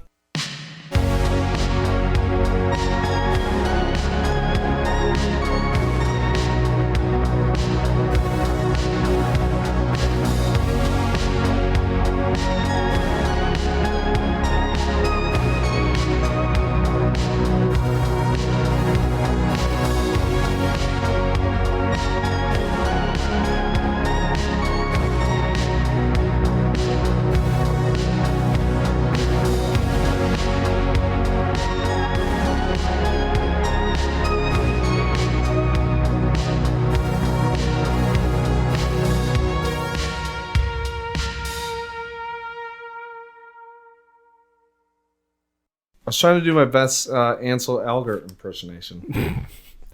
WWTHD. He's like doing an kind of like an Elvis thing. Yeah, because they had the weird, like, you said Southern Belle, and I was like, oh, yeah, like the 1950s, like the white tank. Yeah, when he, like, gets denim. out of prison, too. Yeah, that's what I'm saying with, like, but he just didn't do the baby oil in his hair, but I was like, that's what I'm saying. Like, I didn't know it took place. I thought it was, like, in L.A. the whole time. That's where it was supposed to be, because they were supposed to film over there, and then it was too expensive. And then they did Atlanta. Yeah, because it's cheap to film there. That's why everything is filmed in Atlanta now. Yeah, and I'm like, I'm like, give me something. Give me something, asshole.